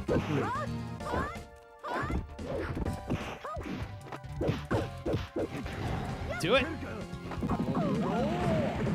What? What? It's dirty, dude. Let me in. Let me in.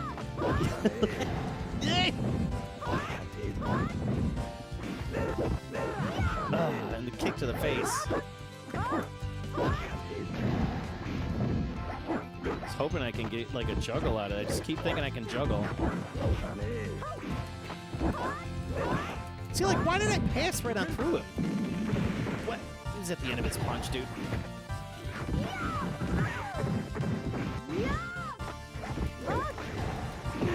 Oh, there it is.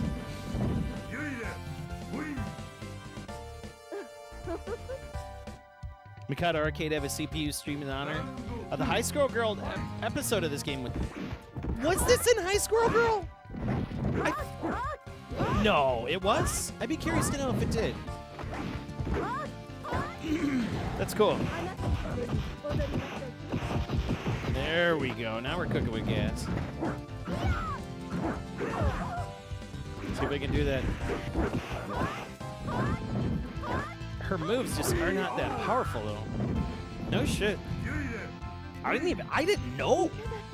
I watched that twice. I watched Japanese and English. I loved High Score Girl. Are we getting a part 3? Are we going to get a 3rd season or no? I would like that. Okay, here we go. Back alley Kung Fu Master fight. Judo Master. He's like a Makoto. He's giving you that shot. Oh.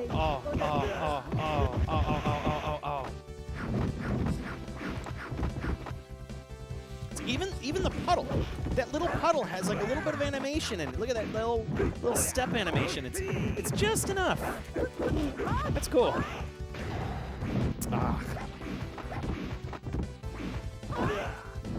Not the most exciting background on the planet, but these little touches are kind of cool. And I like that there's a reflection. There's like a genuine reflection of your player in the puddle upside down. Like you see your leg there. How cool is that? That little bit. That's nice. I wonder how. That's probably like where all the development went to. Is the animation in the puddles. See, there's a little can that like rolls out. Like, what's going on there, can? It's like we move things around. Like, what's happening? All right, here we go. Ooh. Oh, what a reversal.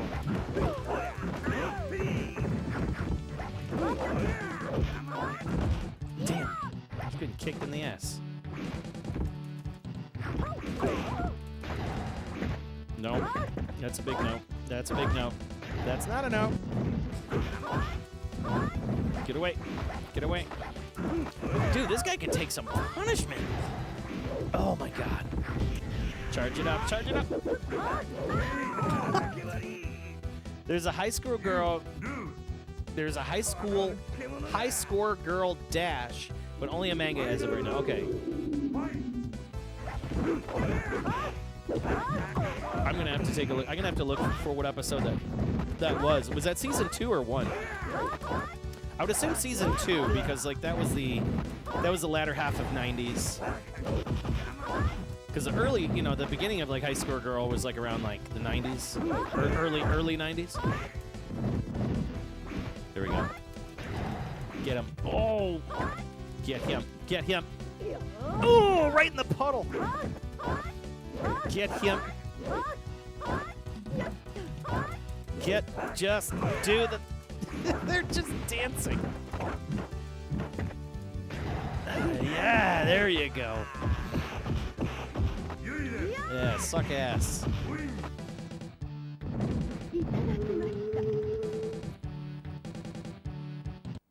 Yeah. Taro is a realistic age Ryu. He's like a vagabond. Yeah, he's kind of stinky. Doesn't shower. The Dash manga features Hidaka in her 30s and she's a teacher. Oh, wow. Basically a boomer. Now I'm interested. I'm looking forward to that. Okay, we got Trigger. Look at this. It's all like a burning ship or a house or something. I think he's the boss. He's the unlockable boss character. Oh my god. Cool character designs, like kind of like part military, kung fu.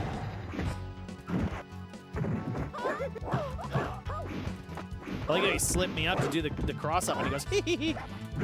That's cool.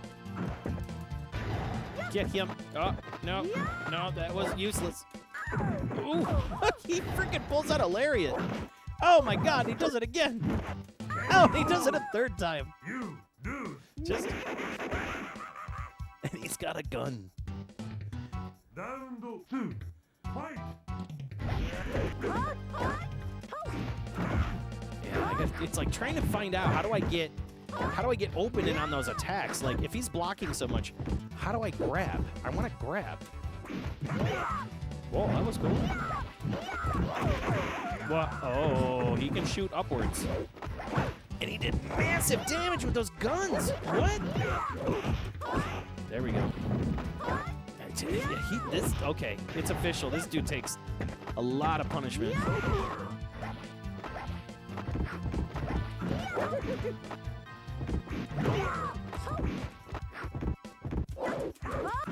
Turn it. Damn. I want to do the thing. I want to do the thing that I was doing. There we go. Get out of there, girl. Get out of there, girl. Get out of there. Yep. See, just come on. Let me punch you. And somehow I have less power. Like, it's like he's getting damage in. Even though he's blocking, he's getting damage in. That's dirty. What time is it? What are we looking at here? All right, I got one more fight in me. Let's try to knock this dude out. What do we got? We'll send the other girl in.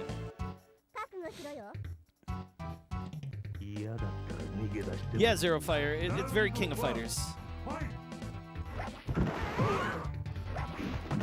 That disrespect. Yes, the disrespect. What? Oh, she did like a Michael Jackson. Oh. Oh. I can't. What the? He just blew me away. That is dirty. Come on, man. Bring a gun to a freaking fight. It's like the kids today. They don't even know what they're fighting about. Bring a gun to the fight because they don't want to take a punch. They don't want to ruin their Instagram faces. I'm sorry, TikTok faces.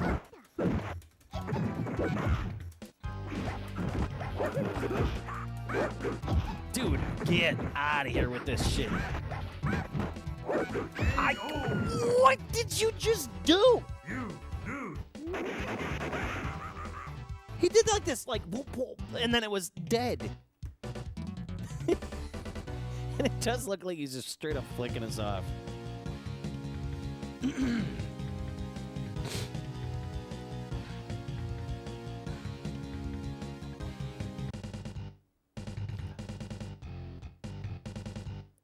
Yeah, this was never finished. I don't believe it was finished. I don't think it was finished. It didn't feel like it was finished. It feels like it's kind of short on itself. But it's here, you know? So I'm just going to put prototype. There's just not many of the boards for it, I guess. Some people say it's a prototype. Other people say it was a test location game. Some people say that it didn't really do well in the arcades. I've heard all sorts of different stories about this game. But the evidence is quite clear that Psikyo was modding boards with this game and turning them into other things. For sure. Total commercial flop. The game is rushed to hell. This is what I don't understand, though. I don't understand why they would rush this. It looks so good. Music is kind of eh. You know, I'd give the music like a C-, maybe a D+. D+! That's what I would do. It doesn't seem to have an attract mode, like an attract audio. There should be music here, but there is none. But it's cool. I mean, it's got great drawing. It's great art. I love the backgrounds. I love like some of the technical stuff going on, like that puddle, little cans and foreground, background items kind of moving around and things like that is really sharp. You play this game in an arcade as a kid. Interesting. So, by the way, Snake Grunger, who's in the room, big, humongous thank you for helping me get this board together. Yes. In fact, I had one of the pictures. I don't know where that picture went, but one of the pictures he sent me when we were trying to troubleshoot what was going on with the board was like there was one little fine hair of metal underneath all of these all of those solderable points on the board. It was just causing me just headaches. And he figured it out. Snake Ranger figured it out. Help me finish this game. Let's do one more. One more with the character that I know, and then we're gonna change. And then I got to take a break, and then we'll be back. Yeah. Oh yes. Is that the? That's the picture. Yes. That little scumbag piece of metal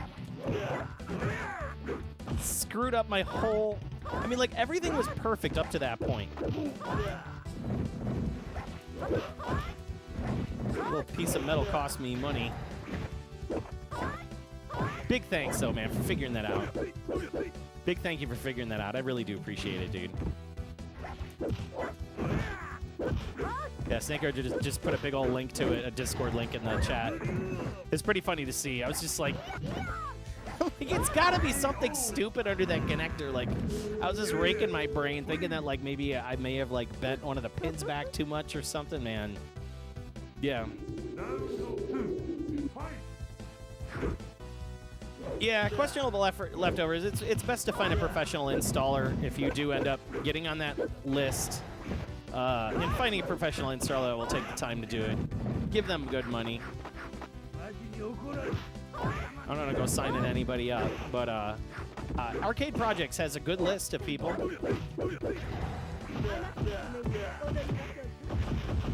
See, like, now I'm figuring this out. See, I got her. Look at this. Look at what are you doing there? Let's see if we can. Okay, you change stance, and then I could be like, hey! Oh, I want to charge up. Nope! Oh, he's a big old karate chop in the face.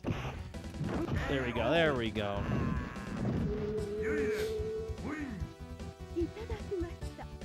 Yeah, the guy has tiny flies because he doesn't shower. And look at, if you notice, where the flies land, like circle around when he's on the ground, they go right around his ass. This is ass. Uh-oh, gotta sneeze. Man, I've been sneezing. Woo! All right. Let's keep going. See, this game sounds very Psikyo-ish. You know, like Gunbird2 to me. Like, this feels like the most full level. Like, it, you know what I mean? Like, it just feels like it's more. I mean, the palette in this game is also pretty dull, too. It's just rust and brown and gray and orange. There's just not a lot of life to the game. You know, it's very, very just dark. Oh, you knock that table over. That chair's all flying all over the place. That's the way it should be. Like, a Street Fighter, other than just, like, a couple boxes exploding. Like, look at that. You kick that table out of the way. Like, get that out of here. Let me get this out of here, too. These tables and chairs. Chairs and tables.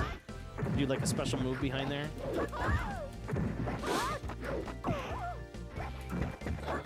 And we're going to charge up. No, leave me alone. Wait, you got to change stance. Then I can charge. Ow! Oh, we did the same move at the same time. Oh, my God. Get here. Oh! What the? She kicked me flying backwards? Get out of here. I had an EX move. That was trash. And somebody conveniently puts all the tables back together right before the battle.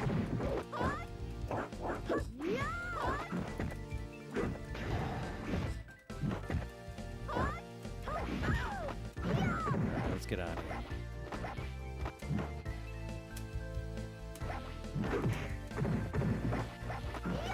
Yeah, furniture flying towards the screen, right?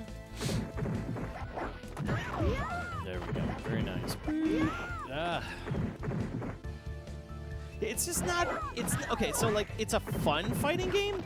Is it exciting? Eh. Not for what people are asking. No. Now that I really reflect on all of this. Like, I'm glad to have it. I'm really glad to have it, but I'm just glad I didn't spend the money. And this was on my wanted list forever. Forever, ever, ever.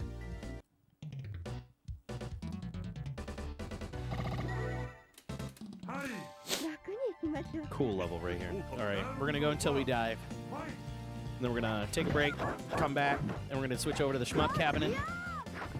We're going to move everything over. This level would be cooler if people were at the tables. Yeah, like the people like ran out of the way. And just be like, what do you do?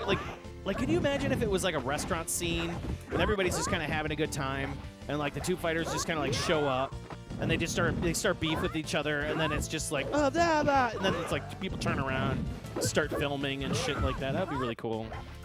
Or like they start running out of there as like stuff's being knocked over. See, now I'm thinking of like Pit Fighter.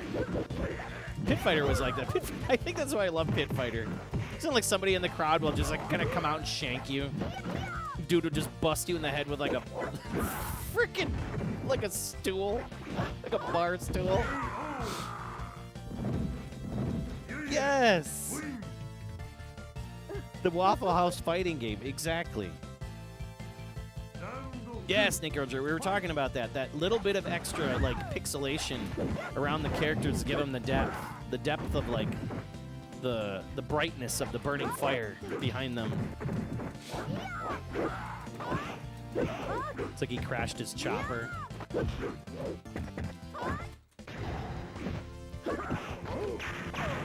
Oh. It's just so wonky. Like, it's kind of slow. Like, it's just slow to the point where you get into these cross-up situations, and then you get that happening to you. Where like, I'm about to do an EX, and then somehow he pulls that into a grab. Like, how does that happen?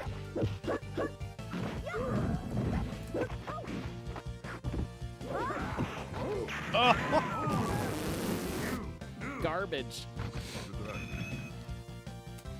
One of the stages in Capcom had that effect. The music's lacking. Yeah, it is pretty much lacking. It's not exciting. Like, yeah, it's just not there. It's just, eh. It's like somebody just kind of half-ass created it. But you can see, like, what it feels like. It does feel like, I mean, it does feel like it's not finished. It's just not enough guys. I'd be curious to know how deep the fighting system is really in this. I mean, it does feel deep.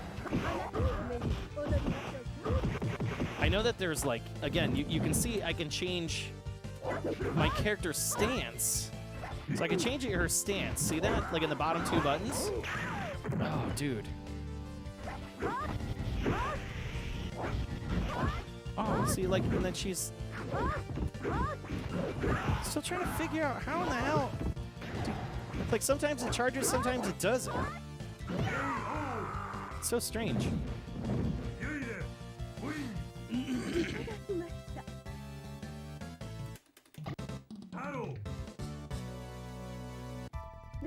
Looks like the Divine Kelly is on her way home.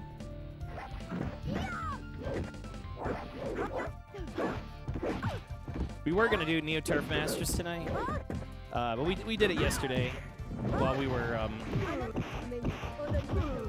we did it yesterday on the couch, so we're going to probably may or may not stream it tonight. I don't know. We'll see what happens when she comes home. Maybe we'll fit it in. Preferably, I'm kind of Neo Turf Mastered out. We played the CD version of Neo Turf Masters yesterday, and we played the what was it? The Scotland course. Oh my God! I think it was like plus. I think I had like a plus 22, and Kelly had somewhere around like a plus 30. It was disgusting. That Scotland course is no joke. Tara, he looks like a starchy water potato. He does. Yeah, the Scotland course is so unfair. Just not nice. Not nice one bit. Ugh. Starchy water potato. No. Oh,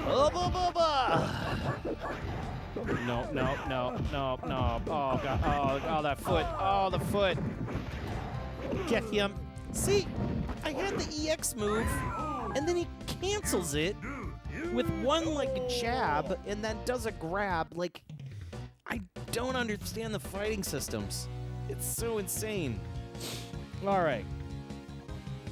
Well, we've done what we can here on the Psikyo-Multi on the horizontal cab for now. Otherwise, we would be playing like Tetris or something like that. But we're definitely done on this cabinet. So what I'm going to do here is I'm going to take a small bathroom break, and we're going to come back. We're going to come back, and I'm going to be on the vertical cabinet behind me. We're going to be playing a game called Gunbird2. When did that game come out is the bigger question. When did Gunbird2 come out? Gunbari. Gunbarish. Gunbarish? Really dumbass name. Hold up. That's wrong. It's like Gunbaric Arcade. Excuse me. It was originally released in 2001. So we're going to change just the name of the game to make things a little easier for me when I swap over to the other cabinet. And then we'll be back. We'll definitely be back. So Gunbarish. Gunbarish. This is a cool game. I'm very happy to have this one. Like I'm genuinely really happy to have the Kuro Tenchi, but I'm genuinely happy. Like really, really happy to have Gunbird2. It's a super neat game. It's kind of like a part pinball, it's a part shmup. It's a part like Arkanoid. It's really cool. So we'll be checking that out right after the break. So stay tuned. Thank you for tuning in. My name's Joel. You've been chilling out with me. We're live and direct from the Pandemicade. You can see behind me here, and he's been joining us all night. It's the Chairman Chowk, a.k.a. the Ginger Ham. There he is. There's the Ginger Ham. Hamming it up, just staying back there, just waiting. He's sitting in the cut, waiting for those juicy treats. A lot of good stuff back there. So I'll be right back. Hold tight, and I'm gonna switch cabinets. So I need just give me like 3 to 5 minutes. Should be a good time. So just relax. Just relax. Take care of yourselves. Get a drink. Heat up a microwave dinner. I don't know. Grab a bag of chips. See you soon. Be right back. More live from the Pandemicade. Coming up.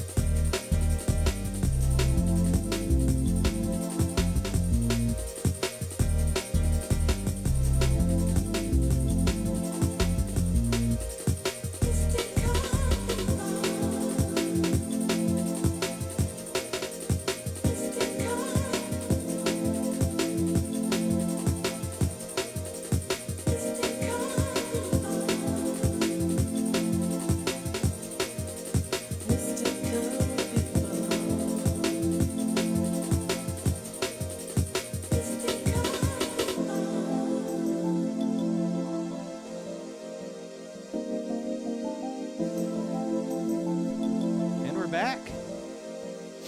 Great to see everybody. How you doing? Hi. My name is Joel. You're tuned in to another fantastical episode of Live from the Pandemic Cave.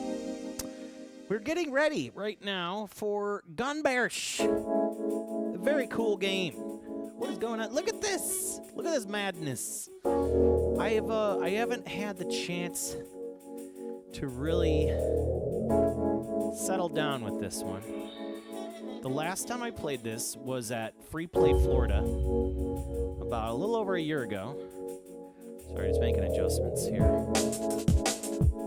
Music turned down. Sorry about that. Come on, volume. Oh my god, everything is just being such a piggy bitch tonight. Okay, cool. So the last time I had a chance to play Gunbird2, whatever the heck this game is, was back in shortly after the pandemic ended, and I never got a chance to really mess with it too much. But what I did play, I did like. This is a fascinating game. So I don't know a lot about it. I've seen other people with the boards, and mainly they have like those spinners. You know, the little spinners, little Arkanoid spinners, and I frankly just like, I don't know. Just see like the spinner, and I'd like think to myself, I'm like, do I need this thing? Do I need it? I don't know if I need it. How do we look here? I think we're good. I think we look good. I don't know what's going on with the other camera, but we'll just have to use it and just deal with it that way. Okay, hi. My name's Joel. Good to see you. You're tuned in to Live and Direct from the Pandemic Cave, where we have all sorts of fun arcade stuff going on. We got about 9 cabinets in here. 8 cabinets? 1, 2, 3, 4, 5, 1. Yeah, 8. We have 9 and we have 9 actually in the area, but 8 in here. Yes. So many projects, so little time. Okay, what are we doing here? Guilty Gear buttons. Man, you haven't put any time into that strive. Oh my god. I don't really mess with Guilty Gear that much. Is it worth it? I always see everybody talking about Guilty Gear this, Guilty Gear that. There's too many versions of Guilty Gear. Like, what is the best Guilty Gear? That's what I want to know. Out of all the Guilty Gears that have been released, it's hard to keep up with the Guilty Gears because, like, there's just too many of them. Oh my god, that's a lot. Let's double check this audio. I gotta turn this down. That's really loud. That's too loud. Sorry about that, people. I think that'll do. This is a very colorful game. All right.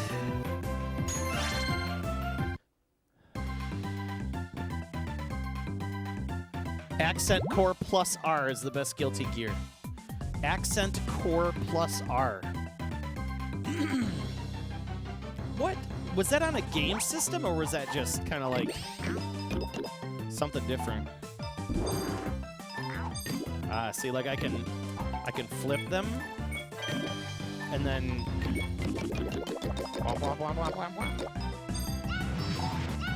and you get little Gunbird dudes that show up.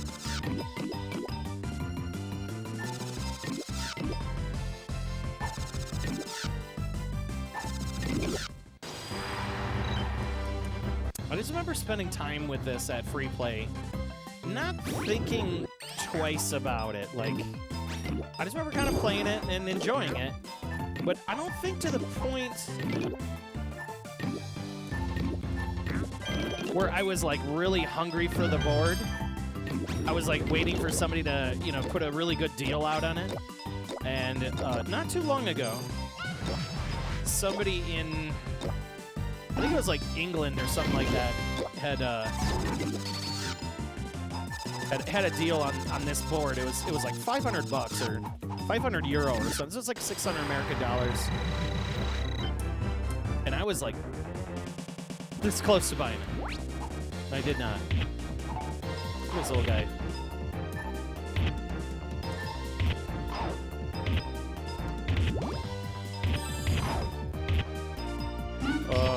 Okay. See, when you get the multi-ball, you got to keep the pink one going. You can keep the blue one. You don't care about the blue ones, but the pink one, you need to keep up.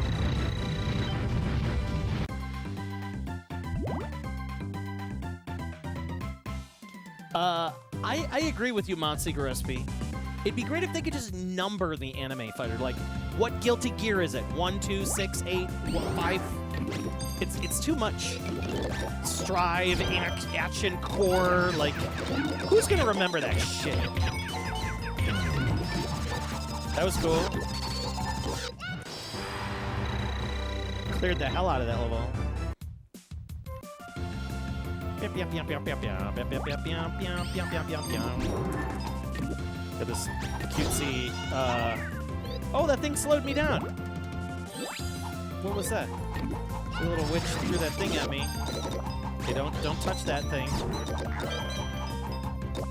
There's no other buttons that do anything. It's just one main button. There you go. Oh, and you can bounce those orange things back. Okay. The sticky things. Well, when they get to the bottom, they turn into stickies. Throw it at the pig. Okay. You get the power-ups.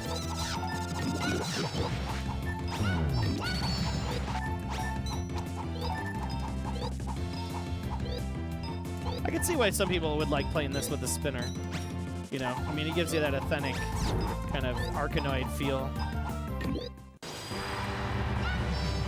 I think it plays just as good with the stick and button, so, you know, you get time to kind of stop your little protector thing. Little floating pig.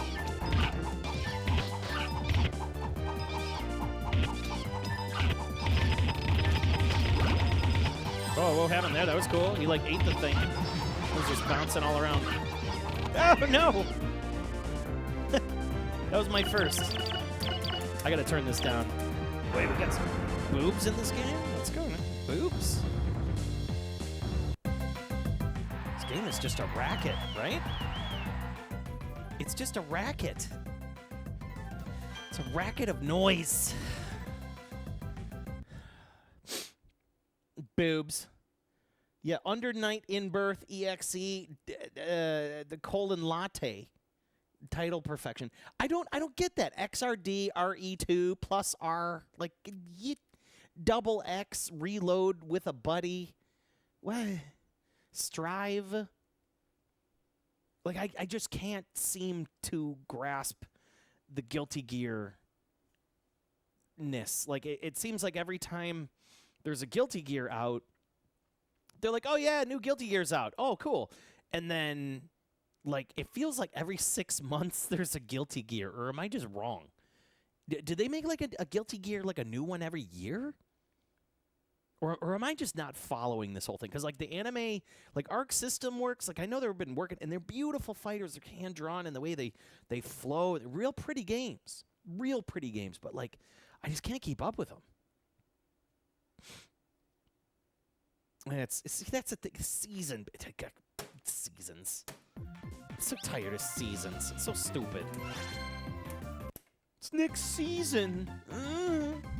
When the seasons don't even line up with the seasons. It's going to be spring, winter, summer, fall. No, they don't do that. It's like season 1, season 2, season 3. So they dictate when the seasons happen versus, like, when the seasons are actually seasons. So, like, it's not seasons to me.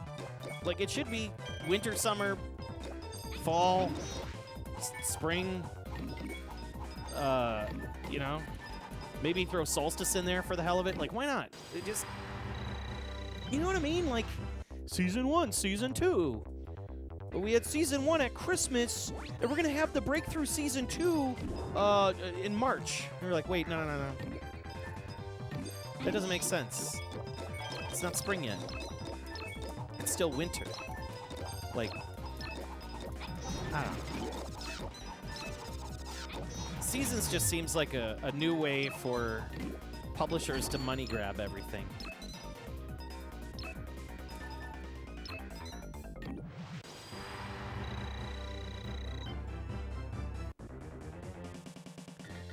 You think Capcom will release a thing where like you can download all the characters? No, they won't. Of course they won't. Look how much Capcom's in the news now with Street Fighter 6. This shit's dropped off, man. There's like, where's the new characters? Like, where's the new DLC characters? Where's the new stages? Where are they? I mean, what, the last one we got was like Rashid or whatever? Where's the rest of everybody else?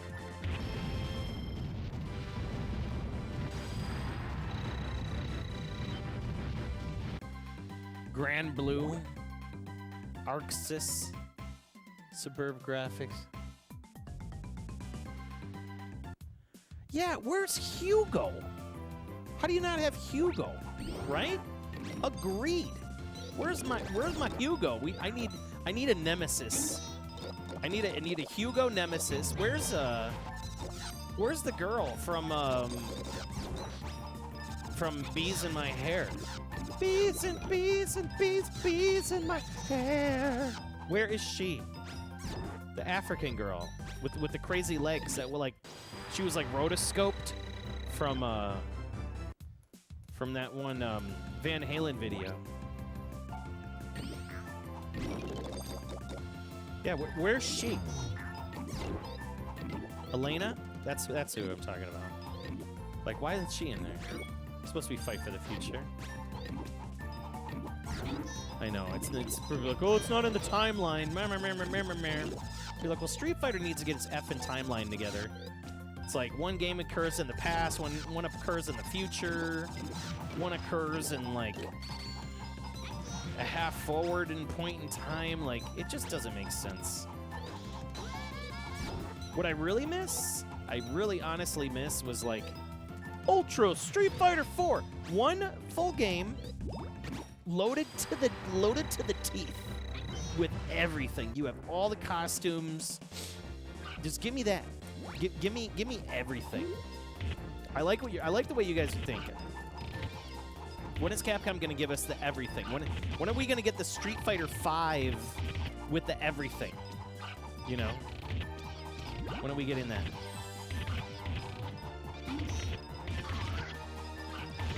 No. Keep an eye on the pink ball. Keep an eye on the pink ball. Yeah, I agree. It'd be nice to have like a full-on, like ultra unlocked Street Fighter 5. Maybe I'd actually play it. Ugh! Maybe I'd actually play it.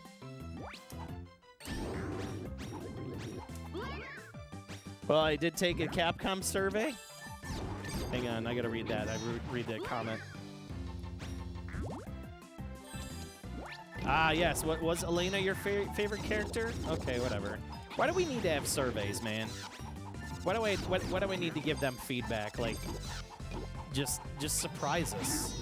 I mean, look at Harada, man. Harada knows what's up. Don't ask me for shit. He's so correct. Don't ask me for shit. That was like, it's a pro move.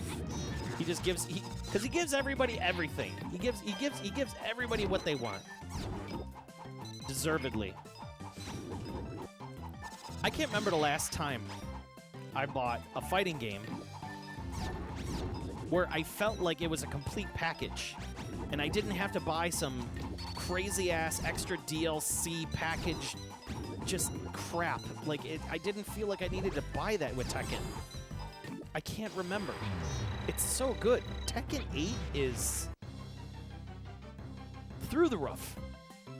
Now, in the last stream, I was talking about how I had accidentally deleted my save file because the way the DLC, of course, was one of the reasons why my save file got corrupted. The gold skin that comes with it that I never frickin' dress my character up with. Whatever. Don't give a shit. But, like, dude, what happened? I don't even understand, like, why my whole thing froze up or whatever, but that's fine. So what I started doing is I started playing Tekken 8 again, like just going through it again. I'm like, okay, well, I don't got a save file, but I still want to unlock everything again. Here's the thing. I'm having more fun with it the second time. How? Like, the game is so well made. It's so well made. It's so much offline content, stuff to unlock. I don't feel like... that's just so nice. It's such a nice feeling. Like, getting what you paid for. Like, Street Fighter V was one of the biggest goddamn letdowns on the planet, and I couldn't stand the fact... And no offense to FGC people, man. I really do. I love you to death. I really do love FGC people, but, like... It just sucks that Capcom, they fell for the Capcom money. They're like, oh, the Capcom contest is coming out for Street Fighter V. I guess I gotta practice and buy the game. So it almost like forced everybody to buy the shit game and buy all the shit characters just so you can play in their shit tournament. But then meanwhile, like, people that really wanted to play the game, like, its online was ass. And it didn't fix itself until, like, what, 4 years into being on the market? Like, it's just a trash game. Disappointing. Just disappointment in spades. Like, the fight money system was just a hunk of shit.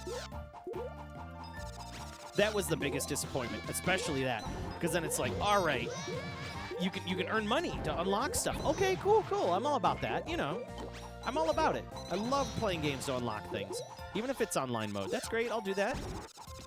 No, instead they give you like a drip of fight money so that you almost are forced to buy, you know, the coins or whatever effing currency that the system tries to pawn off on you.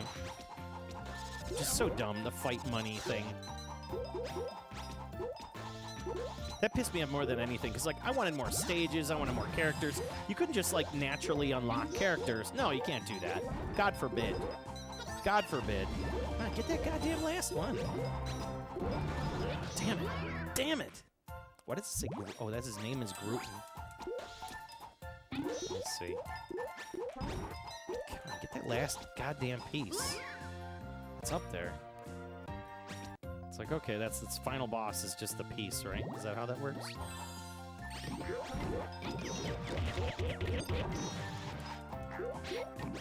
I mean, I hope there's some people in here that agree with me on that. Yeah, I get it they acknowledged how bad Street Fighter V was, but I think it would have been nice, just a little bit, for those people that bought all that DLC and all that extra shit. I think I spent... Realistically, on Street Fighter V, I think I spent like over $250. I bought 2 copies of the game, one for PC and then one for like the Xbox version. And even then, I didn't feel like I got all of my content because they just kept releasing stuff that I couldn't obtain.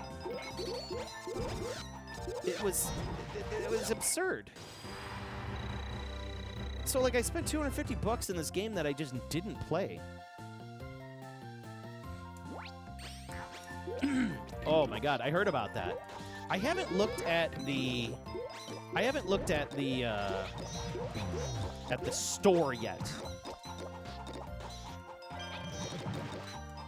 I haven't looked at the store, but I've seen some feedback. Oh man, I was looking at everything else. Playing this clown game.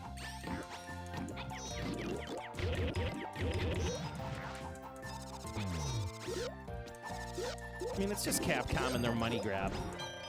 But it is funny how, like, the minute that DLC starts rolling around, like expensive DLC, unobtainable stuff, and how fast, like, it leaves the zeitgeist, and everybody's just like, Tekken, where's Tekken? And Harada comes around the corner and is just like, hey, dudes, here's my baby. You're gonna love it. Enjoy. You got everything you want. Don't ask me for shit. Absolutely love that man. I don't even know that man, and I love him. I love that he gets involved. He's just a part of it. He's a part of everything. He's in it, you know? That's passion. Whoa! Look at this thing! Ow! I think that's kind of what makes it's like Harada is the soul of Tekken.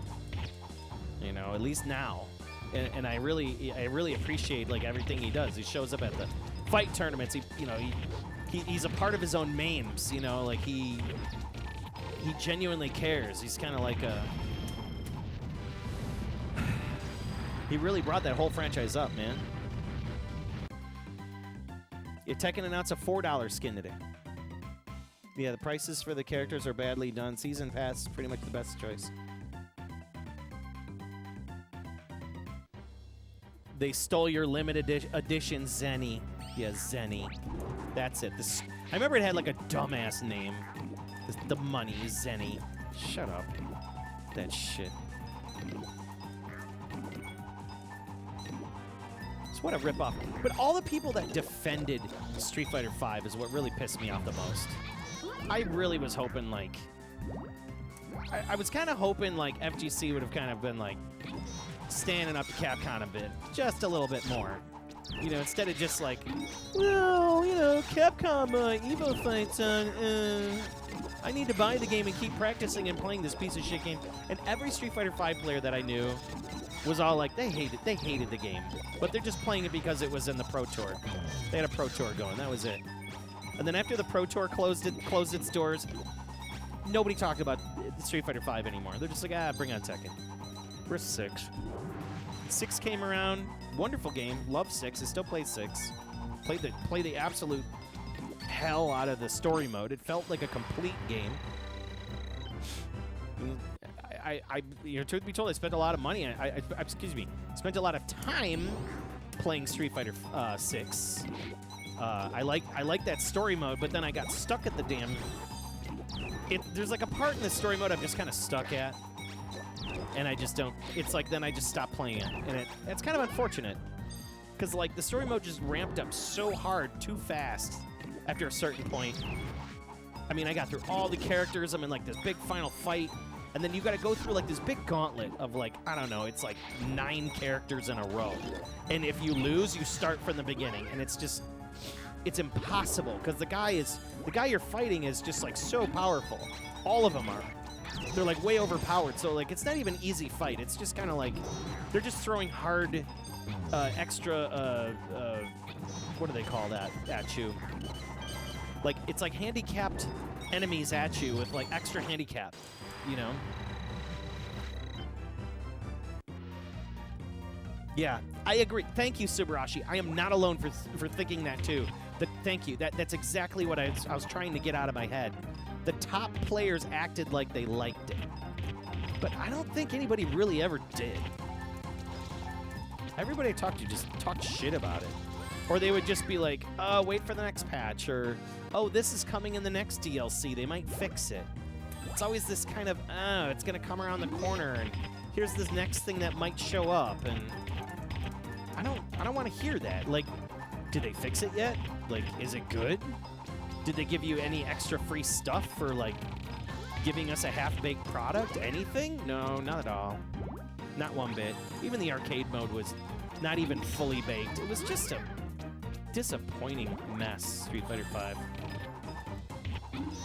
But I do like 6. I do like 6. Just give us more characters already. More characters, more stages. Don't water down the DLC where you got to pay a lot of money for junk DLC. Like, give us stages. Give us stage packs, right? Give us the pack, like 4 stages. I'll give you $10 for 4 stages. You know, shit. I'll give you $20 for 4 stages. That's fine. All these developers got to eat now. Got to pay for their expensive apartments. Street Fighter V sees... Yeah, so bare bone. They didn't even finish the second part of the story. Agreed. What the hell was that? What is going on in this game? Just madness. Just keep your eye on the pink ball.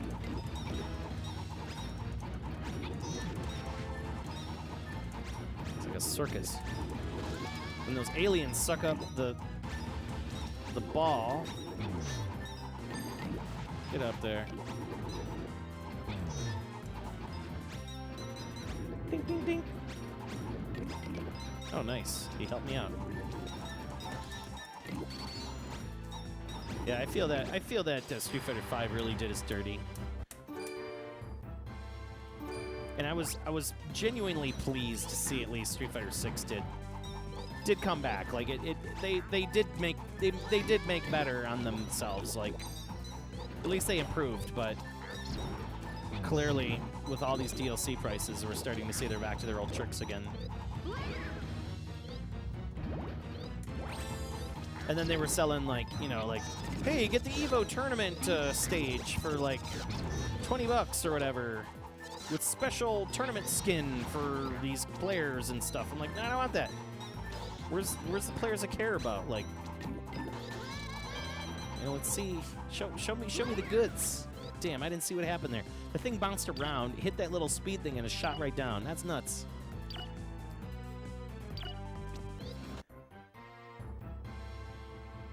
Yeah, you felt the customer rage. You know what I'm talking about. I mean, I know it's all in the past now, right? It's all in the past. We've already beaten that. We've already beaten that.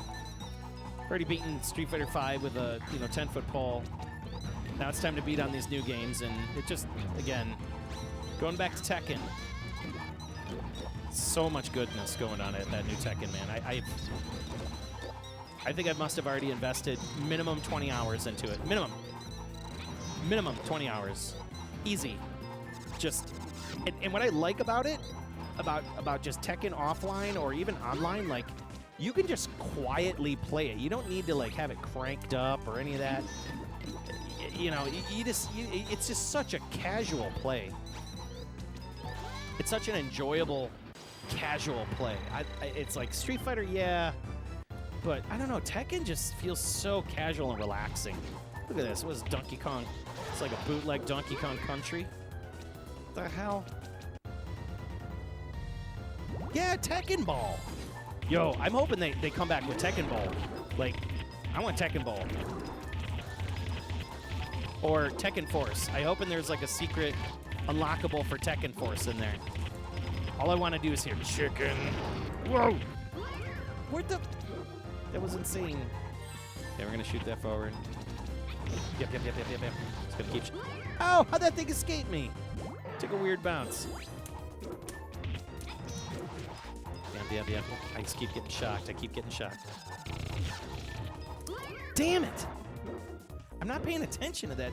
I don't know how this ball's taking such weird bounces. Let's bounce it over there. Oh, I see. When he shoots me with the laser, he shrinks me. Okay, got it. So that's what I want to do. I want to get it against, like, the wall so it just starts, just ricocheting all over his face.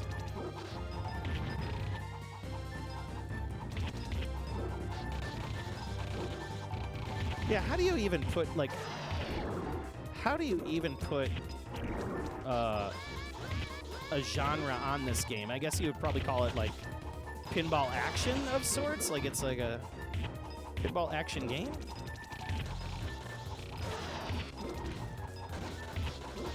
Shit. There we go. A very good basis to evolve Tekken beyond the usual, yeah. Questionable leftovers without question. There's no even questionable. Just buy it. Just buy it. There's nothing to question. Like, if it was like half-ass, kind of like I'd say no. But I've been having nothing but fun. The online code is wonderful. The online system works so fast. The cross-play is wonderful. Works just perfect. No questions. It just does what it's supposed to do. That even like the online like weird like lobby and party system, like where you create like an avatar and walk around and have like these arcade games and stuff. Like that's really great. I like the ghost battles, like playing all the offline modes. Like there's like different story modes for each character. So like you go through all these story modes, and then there's even like a full-on story mode that you can go through that unlocks more stuff. So like as you play those offline modes, you get to unlock stuff like that's really cool, like costumes and different, character variants, and so you're not just like grinding all goddamn month for fight money just to buy one costume. Thank you, Capcom. No, you're actually like, you could play offline, you just chill, put on some football. Well, I'm sorry, football's over. Baseball, or whatever the heck you watch, hockey. And you're there. You're having a good time. You're just four Bhutan Tekken 8. No questions, no qualms. You get what you get. Now, there are some things I'm not kind of like a major fan of Tekken about, specifically.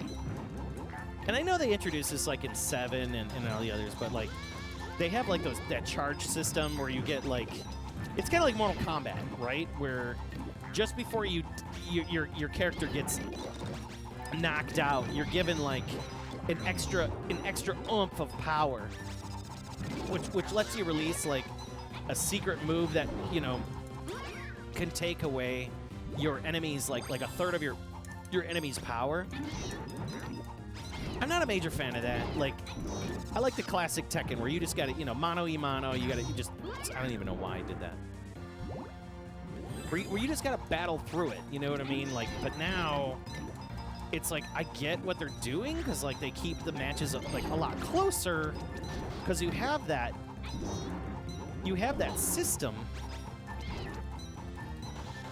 But I always feel that like it comes around at like the worst time. Especially when you're playing online and like, oh, come on, man. You got one of those. You're able to get it off. Like, get up there. Get up there. Get up there. Get up there. Get up there. Let's gotta get this up there. How do you get at that last block? I just want to get up there. God damn it! I just can't. This is tough. Breakout clone. It's like when Breakout wasn't extreme enough. Let's make it more Japanese.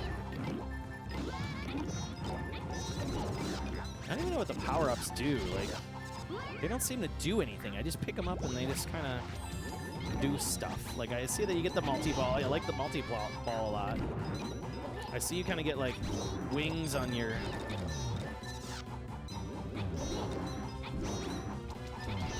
It's like speed up.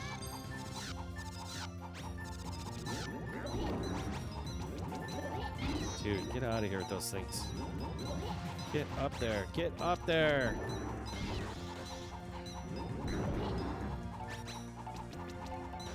Maybe I can control that? Or am I just not? Maybe I'm just not doing the thing I'm supposed to be doing.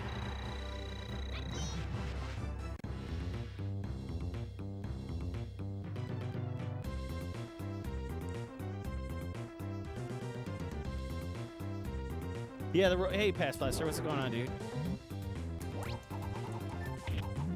Main man, Past Blaster in the house. You own one of these. You own a Gunbird, don't you? Do you own this game? I thought you did. I thought you would. I remember Gil had one, and I know a couple of people at the Tampa Arcade Club had it because I played it down there. It was a lot of fun. I don't remember spending too much time on this, though.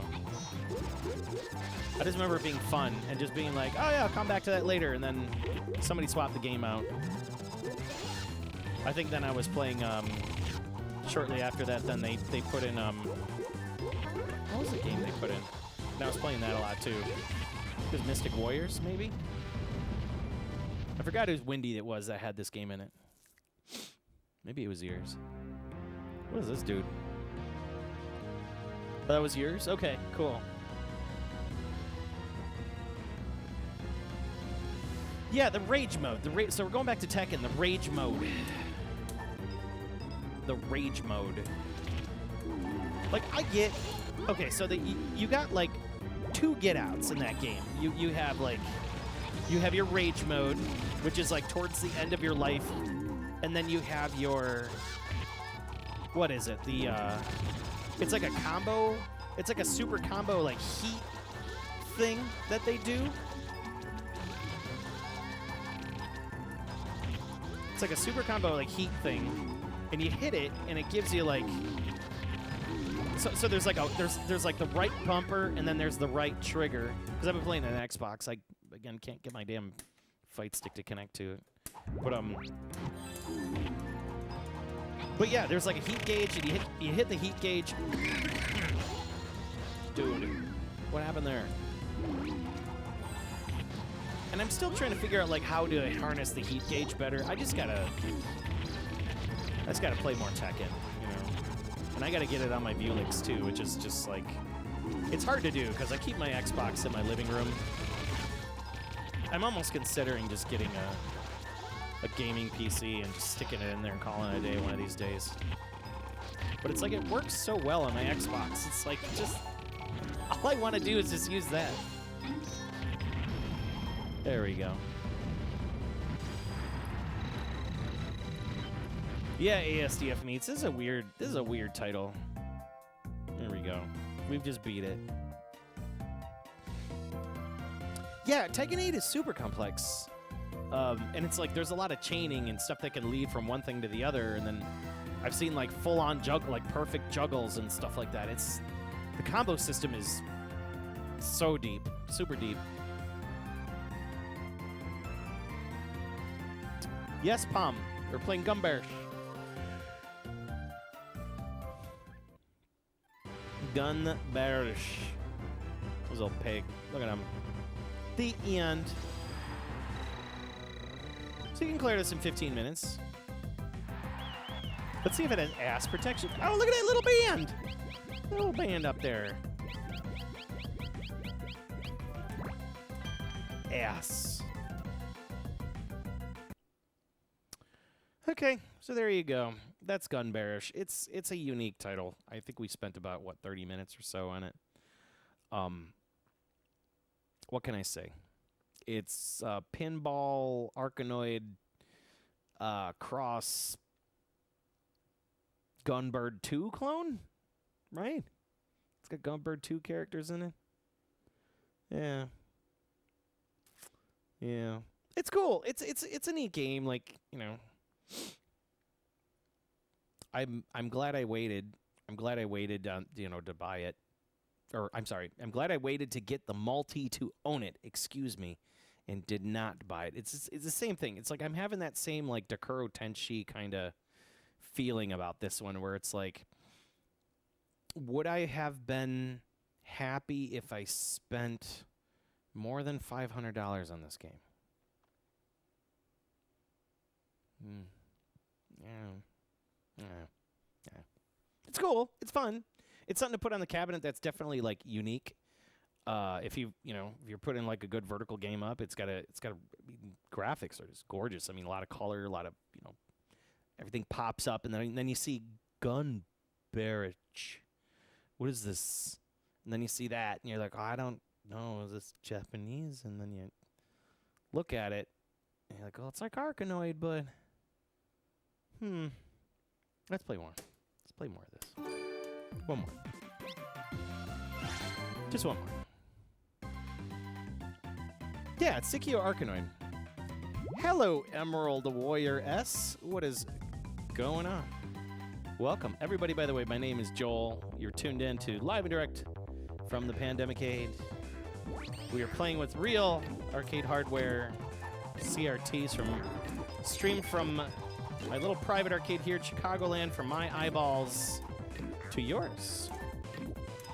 We're checking out today the infamous AJE of France Psikyo-Multi kit, which is a full-on board modification for a... Oh, I can steer it. What? I can steer the ball?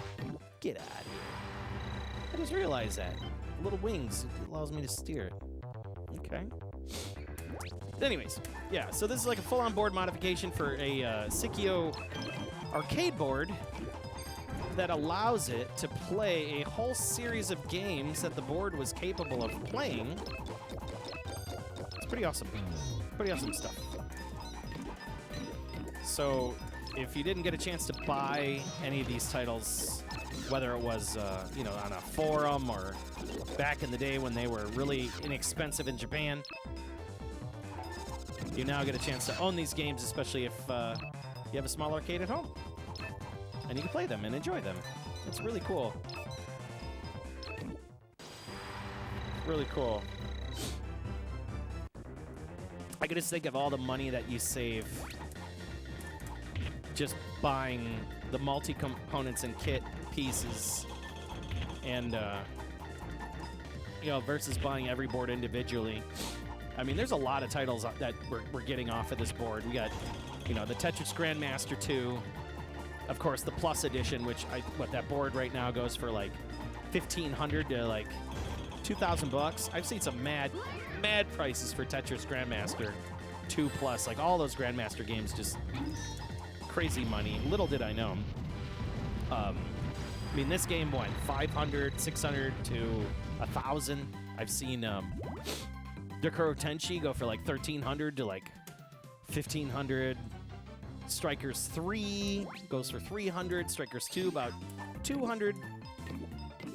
Gunbird2, there's another $300. Like, that's all on this board.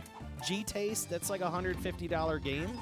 It's a Mahjong game, the dirty Mahjong game, which we will not play on Twitch. No, we will not. But it is on here. There's some dirty Mahjong. Mahjong. For all those Zhong boys out there that like their Zhong. So yeah, I mean, and then Soul Divide, that's another one that you get on it. So there's another $200 right there. And it's a lot of money. It's a lot of money you get out of this board. It's really cool.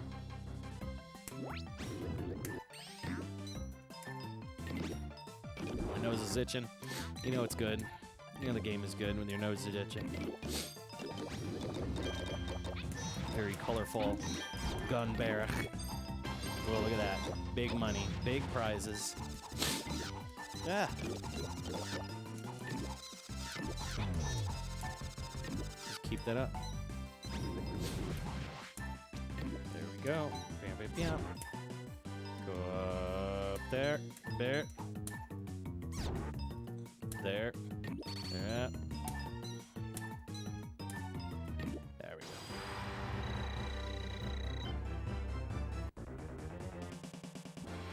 Start up an OnlyFans stream? No. No. You know what? For fun. What if I set up like an OnlyFans stream that did just specifically like cleaning and like just playing arcade. It's just hardware. Like there's just the audio, like the, what do they call that? The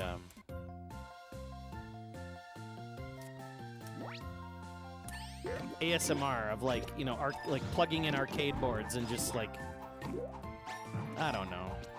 I'm thinking out of my head. I don't got the time for this shit. What am I thinking? Stop planting things in my head. I do not need to have an OnlyFans of just arcade hardware. I mean, I don't know. Do I? Who would pay? Who would pay for that? Who would pay for PCB porn? Who? PCB soldering corn. Yeah, you need boobs to make that to work, and I just don't got them. I mean, I do, but they're like kind of small. I'd have to like really squeeze.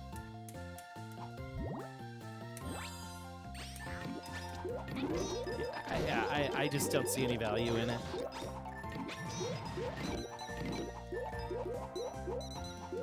That whole meta, that whole thing that brings to the table, like I don't even want to get into a conversation about it. By all means, man, if you can make shit tons of money just being a good-looking lazy idiot, more power to you. Hopefully that works out for you. That's all I could say. I hope it does. I hope it works out for you the long run. That's it. And lastly, I hope all of those people that made all of that money during the pandemic on that platform. I truthfully, really do believe and hope that they've saved their money and budgeted it appropriately. Because man, there's some of those accounts they like close up, and you see these people that just got nothing. You got no job, no life skills. They don't know what to do with, they don't know what to do with themselves other than just.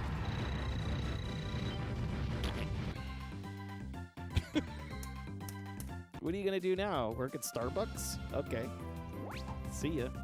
You're like 29 now. Did you go to school? Nah. Spent time shaking your ass. Nice work. Good luck in the workforce. Oh no!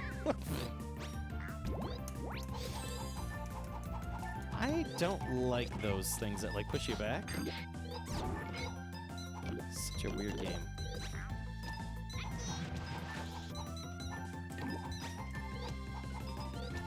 Okay, so there is like a steering aspect to it where I can like steer it.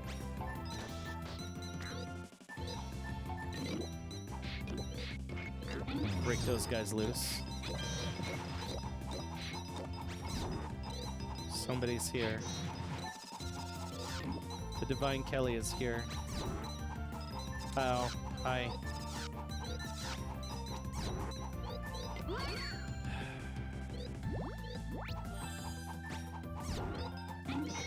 There we go.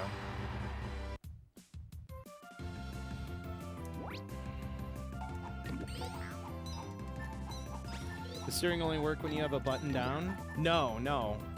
No, you can steer without. You just move it left and right.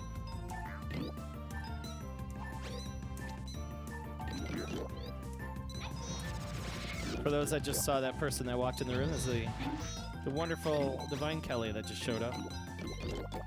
She just got back from band practice.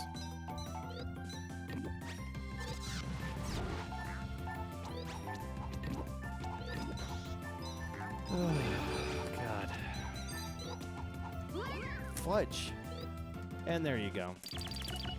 I've had enough of this game. It's like, you can only take so much of it. Look at he's sad. Sad man.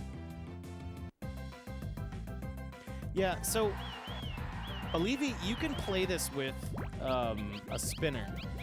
There's an option for it. There's an option you can, like on the board, there's a little a header, and to my understanding, you can plug in a spinner to it. It's pretty cool.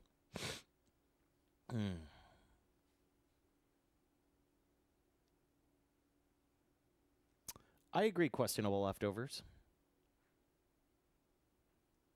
Yeah, the pandemic was something, wasn't it? Healthy streamers and unhealthy viewers, yes. Attract mode ASMR. You could probably do that. Just do nothing but attract modes. I mean, that's not a bad idea. I mean, you can open up just any account these days and you just... I mean, how many times have you seen, like... okay, so how many times online have you seen... Hang on here. Just getting the board out. Because we're going to change the game. You see this? Yes? You change the game here, and we're going to change it to the final game of the night. Gunbird2, just to test to make sure that it still does what it's supposed to do. And... boom. That's how fast it is. The only thing, again, is the writing. When you write a game to the flash memory, it takes up to, like I said, up to like 10 minutes. Other than that, yeah, awesome stuff. Pretty happy with how this board turned out. It's just really fragile, so I need to screw it in. Don't be there. Okay, that's a much better place for you. Stop fighting me. Okay, good.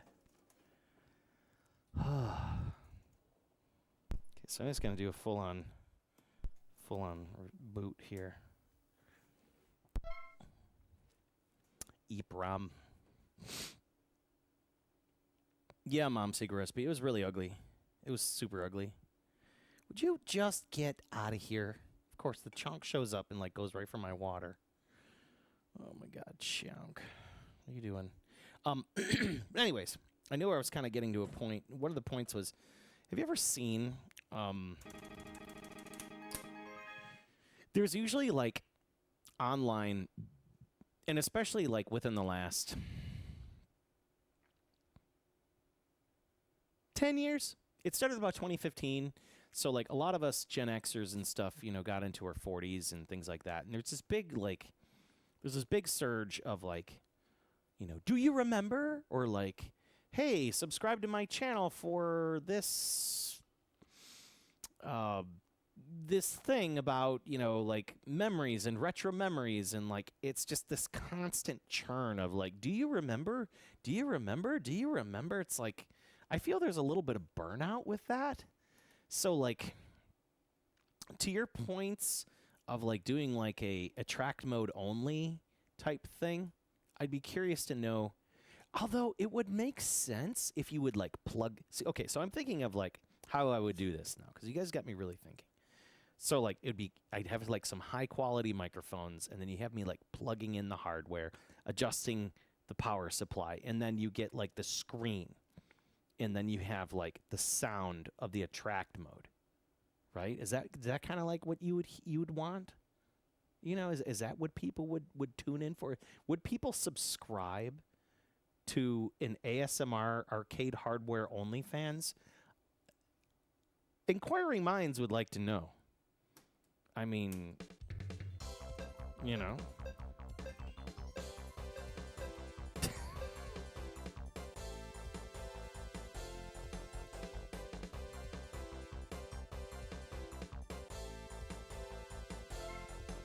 Yeah, when generation gets expendable income, yeah, the nostalgia comes out. Yeah, there was this whole, like, thing of, like, nothing but just constant flow of, like, do you remember this Chuck E. Cheese, this, and this arcade was this, and it's just this kind of half-ass, like, just generated garbage content, like almost like as if they just had AI scour the web to find some YouTube video of a playthrough, and then, like, they take snippets of it, you know, put a TikTok logo on top of it, open up an account on that, and then they're like, there you go, there is your retro inspired memory. I don't know how the hell I got out of there. It just seems like there was a lot of that going on.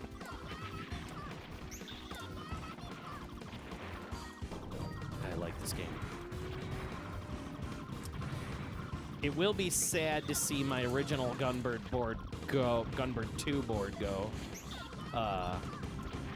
But, like, knowing I have this hardware, like, I don't have to think about it anymore. Like, I don't need... I don't need the board anymore. I just have this one. As long as I don't break this board, which I now have to, like, bulletproof this one, that means, like, screwing and gluing and mounting it to some good wood and hopefully, whoa! Hopefully it won't fall apart on me. I already had flashing issues with the little SD card that's... Because there's, like, a little SD card in the multi-kit, and if it was, like, pushed out, because, I don't know, it was just maybe a cheap component. But I was having flash issues with that. I like this track.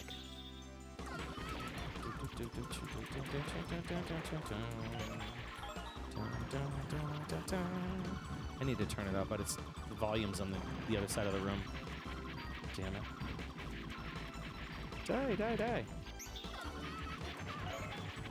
I do love this game. One of the best Gunbirds. I mean, there's only two of them, but it's a damn fine game. Out of both of the Gunbirds, I do like two better. That's for sure. Let's drop a bomb right there. Why not? Turn everybody into candy.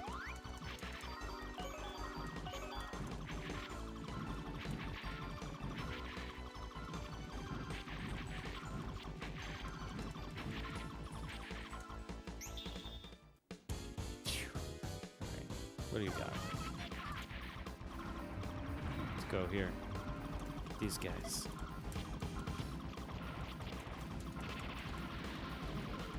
There we go.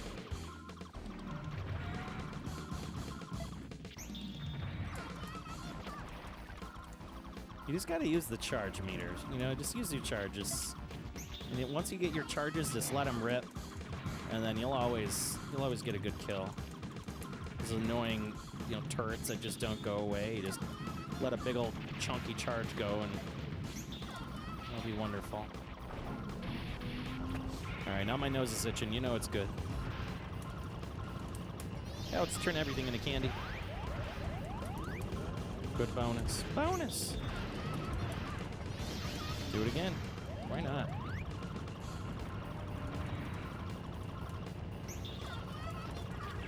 Goodbye. Good kill. All right, Adagun, have yourself a good evening.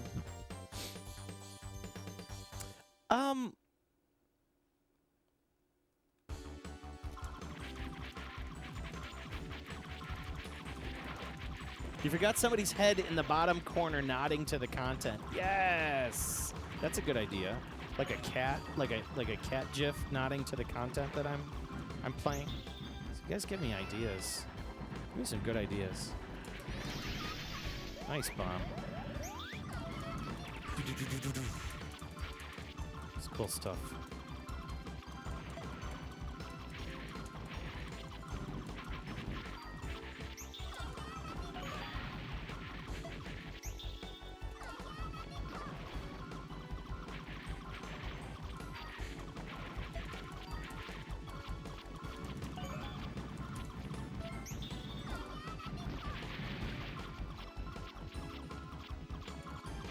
Die.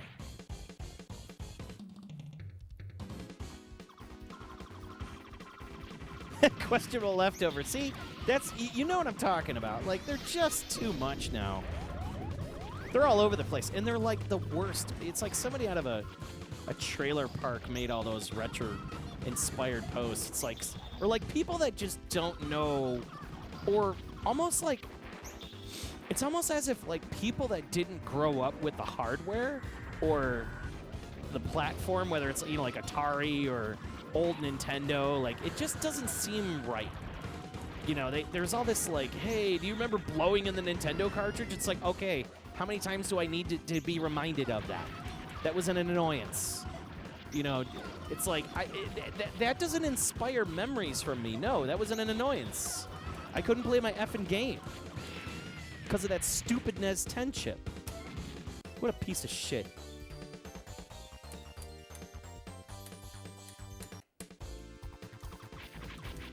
When you could, you know, that was the worst memory. In fact, I don't want to be reminded that I would spend like a half hour blowing into a game and then like running around the house to find like alcohol or something to like try to clean a cartridge up, and then you try to, you know, open up a cartridge, and if they didn't have like the screws in it, there was no way you're opening that cartridge up to clean it. That sucked. Or you had to bust out like a cleaning kit, and the cleaning kits didn't do shit. They just spend a lot of money on nothing. Old hardware sucks. Like, it has its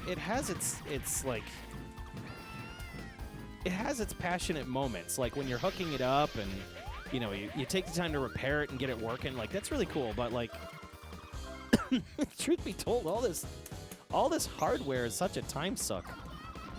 I mean, just the Psikyo-Multi alone, the amount of time it took just to do one, you know, one portion of the board install, like, it's a lot of time. And all of the heartache, like, I'm thinking I ruined my Strikers board. I thought I was done. Man, I should have gotten out of that. I just didn't. And it just ended up being one little crappy piece of metal, you know, just like screwing me up.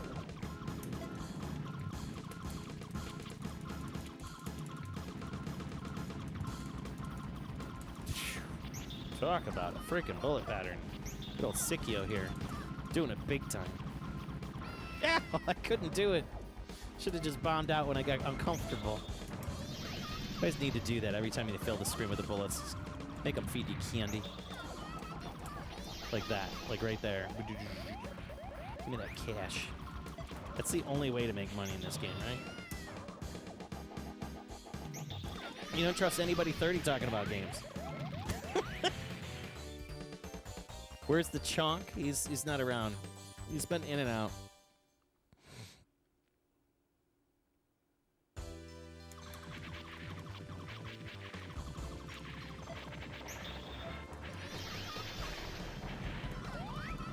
Okay, Sunny Delight. That's the new thing. That's the newest, like, thing. You know, like, I've seen that one. There's that post lately, and it's in different variants where people keep showing the damn RF modulator. Remember that thing? You would take and you'd screw in the back of your TV. There would be like 2 screws, right? And then there'd be like 2 things, and you unscrew it, and then you go, whoop. You like, whoop, whoop, and then you'd screw it in, right? And then you had to put that between the console, because it would like feed the console, and the other half would go to like your antenna on your TV. So like you had this thing that would just sit in the middle, and it said TV and computer on it, and then you'd have to like slide it. You know, it was a switch. It was just like it was an analog manual switch, and you would just have it at the back of the TV. So like when you wanted to play games, you know, because again, if like maybe your news was on like channel 3 or 4. You'd have to use this switch to get the RF modulation to feed the signal from your game console to your TV. It was a thing, and like lately, it was very rudimentary, you know. So a lot of people had it growing up, especially with Atari 2600 and television, Magnavox Odyssey, shit like that, right? So people had this ridiculous thing. Oh, man, where's my bombs? Yeah, no bombs.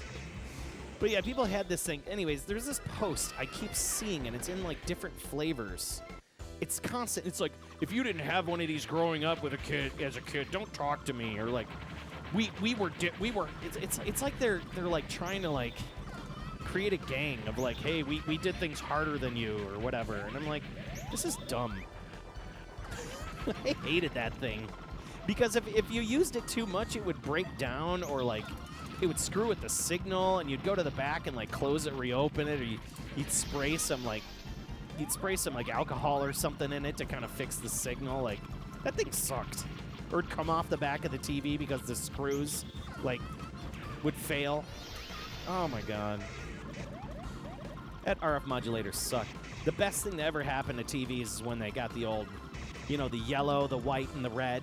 You know, you had your video, composite video and composite stereo. Like, that was awesome. And you had that, and it worked. It just worked. No problems. Oh my god. Woo! That is a bullet attack.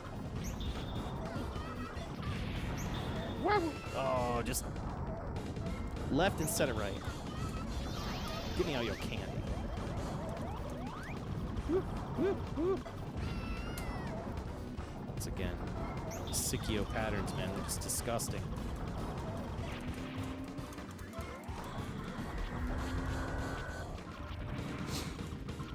Yeah, cute graphics, not so difficult. Yeah, not so easy either.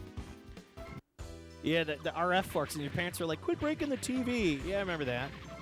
I remember that was a big thing. It was like the first time my parents like grounded me from my Atari, and that was the thing. I actually got grounded from my Atari when I was like single digits. I can't remember exactly when, but I knew it was a big deal. And they left us with our babysitter at the time. And I remember like grabbing a screwdriver from the upstairs drawer, and because my parents thought they would be smart, and they would like disconnect that from the back of the TV, thinking that like I wasn't gonna figure it out. Come on. I saw what needed to be done. It was just 2 screws. And I was a dumbass kid, and I hooked that thing up. And I remember my parents coming home and watching me play Atari, and they're like, "How did you get this hooked up? Who hooked this back up for me?" And they're like, "Oh, he must have. Joel must have hooked it back up." And I'm like, "Mm-hmm. That's right. You get a smart child." That was the first earliest moment of me like hooking up a game console. Was when I got grounded. Got grounded from my Atari 2600. It was awesome. We had a big old Zenith TV. Big old Zenith, like, one of those, like, big old white, like, it had, like, a big plastic white case on it. It was ridiculous. I love that TV. It was so, like, future modern. bomb didn't go off at the right time. Damn it. This guy is just like, get out of here.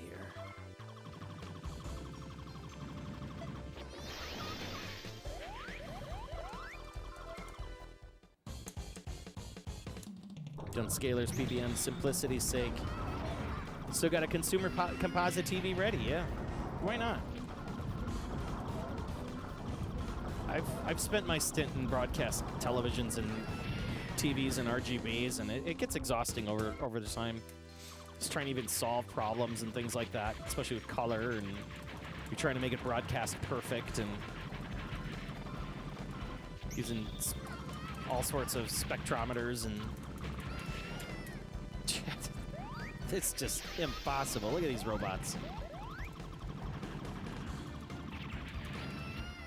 Yeah, I'm pretty much done on this. I'm at that stage where I'm like, I need to finish this up and head to bed. I had a really long day ahead of me tomorrow. Like, uncomfortably long day. I have like one of those like 5-hour training sessions, and you know they're going to be like, oh, hey, we're going to have lunch in this session too. And they're just not going to have anything good to eat. It'll be like some sandwich that I don't want to eat. Chips. Stay in the office more. No. I want to go out to eat. I want to get out of here. You love the sharpness of the 900 TV lines, and sometimes composite video does it. Sure does. This is, and it still says Gunbearish. It is not PM Collector Boy, but it's pretty close. It's just it's Gunbird2. What are you going to do? But anyways, yeah. So we're going to end this because I have to finish my day, and I have to close it on out a little early tonight. As much as I really wanted to go a lot further, I do want to get to bed early. That's just the way things are. Hate to say it. I am going to try. I'm going to really try to get through, hopefully, maybe I can sneak a stream in this weekend or something, if anything. But worst comes to worst. Next week, next Tuesday, I'm always on every single week, first off. So you can definitely catch me next Tuesday, which is awesome. I will be back next Tuesday, 7 p.m. Yeah. 7 p.m. Central. I got some cool stuff for next week, that's for sure. Of course, more cool stuff. Stuff that I have not had in the show yet. In fact, we have got a couple boards.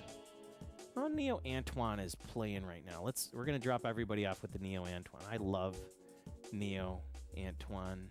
Big fan.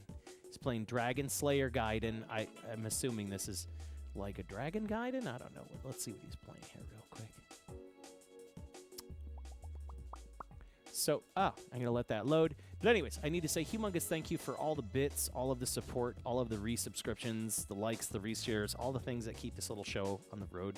It's really super important. I mean, after all, you folks are pretty much the ones that help me feed my cat, help me pay my electric bill a little bit, and occasionally buy me a PCB or two or parts and stuff. So with all that said, I really do thank you. I genuinely do. Like, those little things that people do donate to the show mean a lot, and I'm forever grateful that I have a community to always turn to when I'm just feeling miserable or sad or just need to play a game or just want to get together with friends. You know, it's really awesome, and you know the people that do give support to the show are the reasons why I keep coming. So, humongous thank you, really, thank you so much. So stay tuned, everybody, for Neo Antoine next week. Like I said, next Tuesday, it's going to be super awesome. And I really mean that. Got some really cool stuff to show y'all. Yeah, Psikyo-Multi. What do you guys think of it? Pretty cool, right? Play a bunch of games. You can reduce your board inventory. In fact, I am selling some boards, too. I have the Tetris Grandmaster that I am selling is got first right of refusal, so I'm waiting on that. But that one's going to go up. I have Gunbird2 and I think that's all I got left is the Gunbird2. My God, I'm not even thinking. I've already pretty much almost spoken for all the boards. Yes, I've already shipped off Space Bomber. So if anybody's looking for Gunbird2 for the hell of it for a good cheap price, let me know.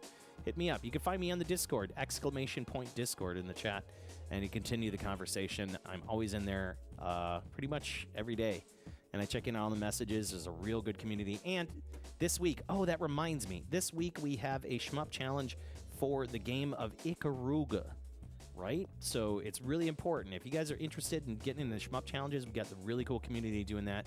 This week, I think we had like 4 people join the chat room just to join in on Ikaruga. So I'm like, hell yeah, more the merrier. I love when people join the shmup battles. And we got some good shmuppers in our room, to say the least. So lastly,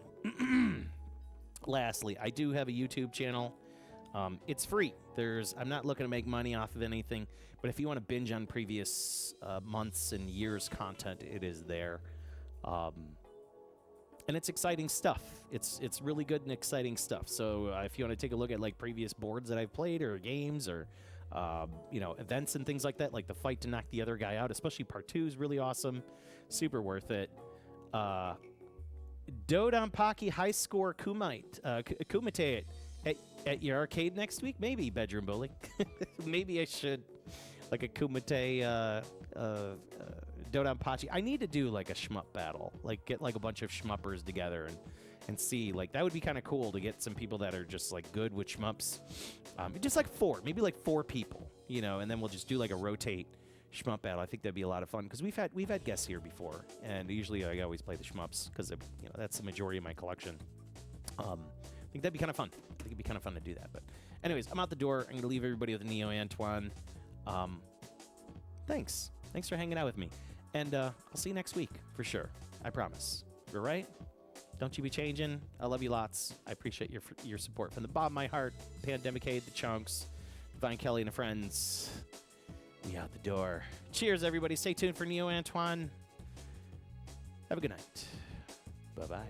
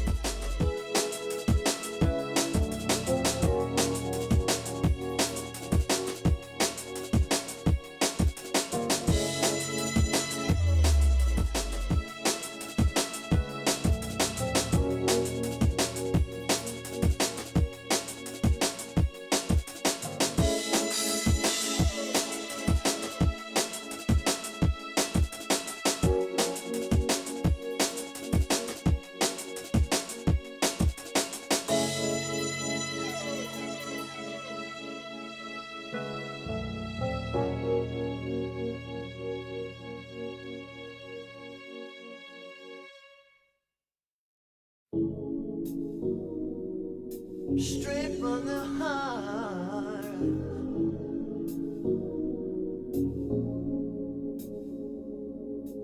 straight from the heart, straight from the heart, straight from the heart.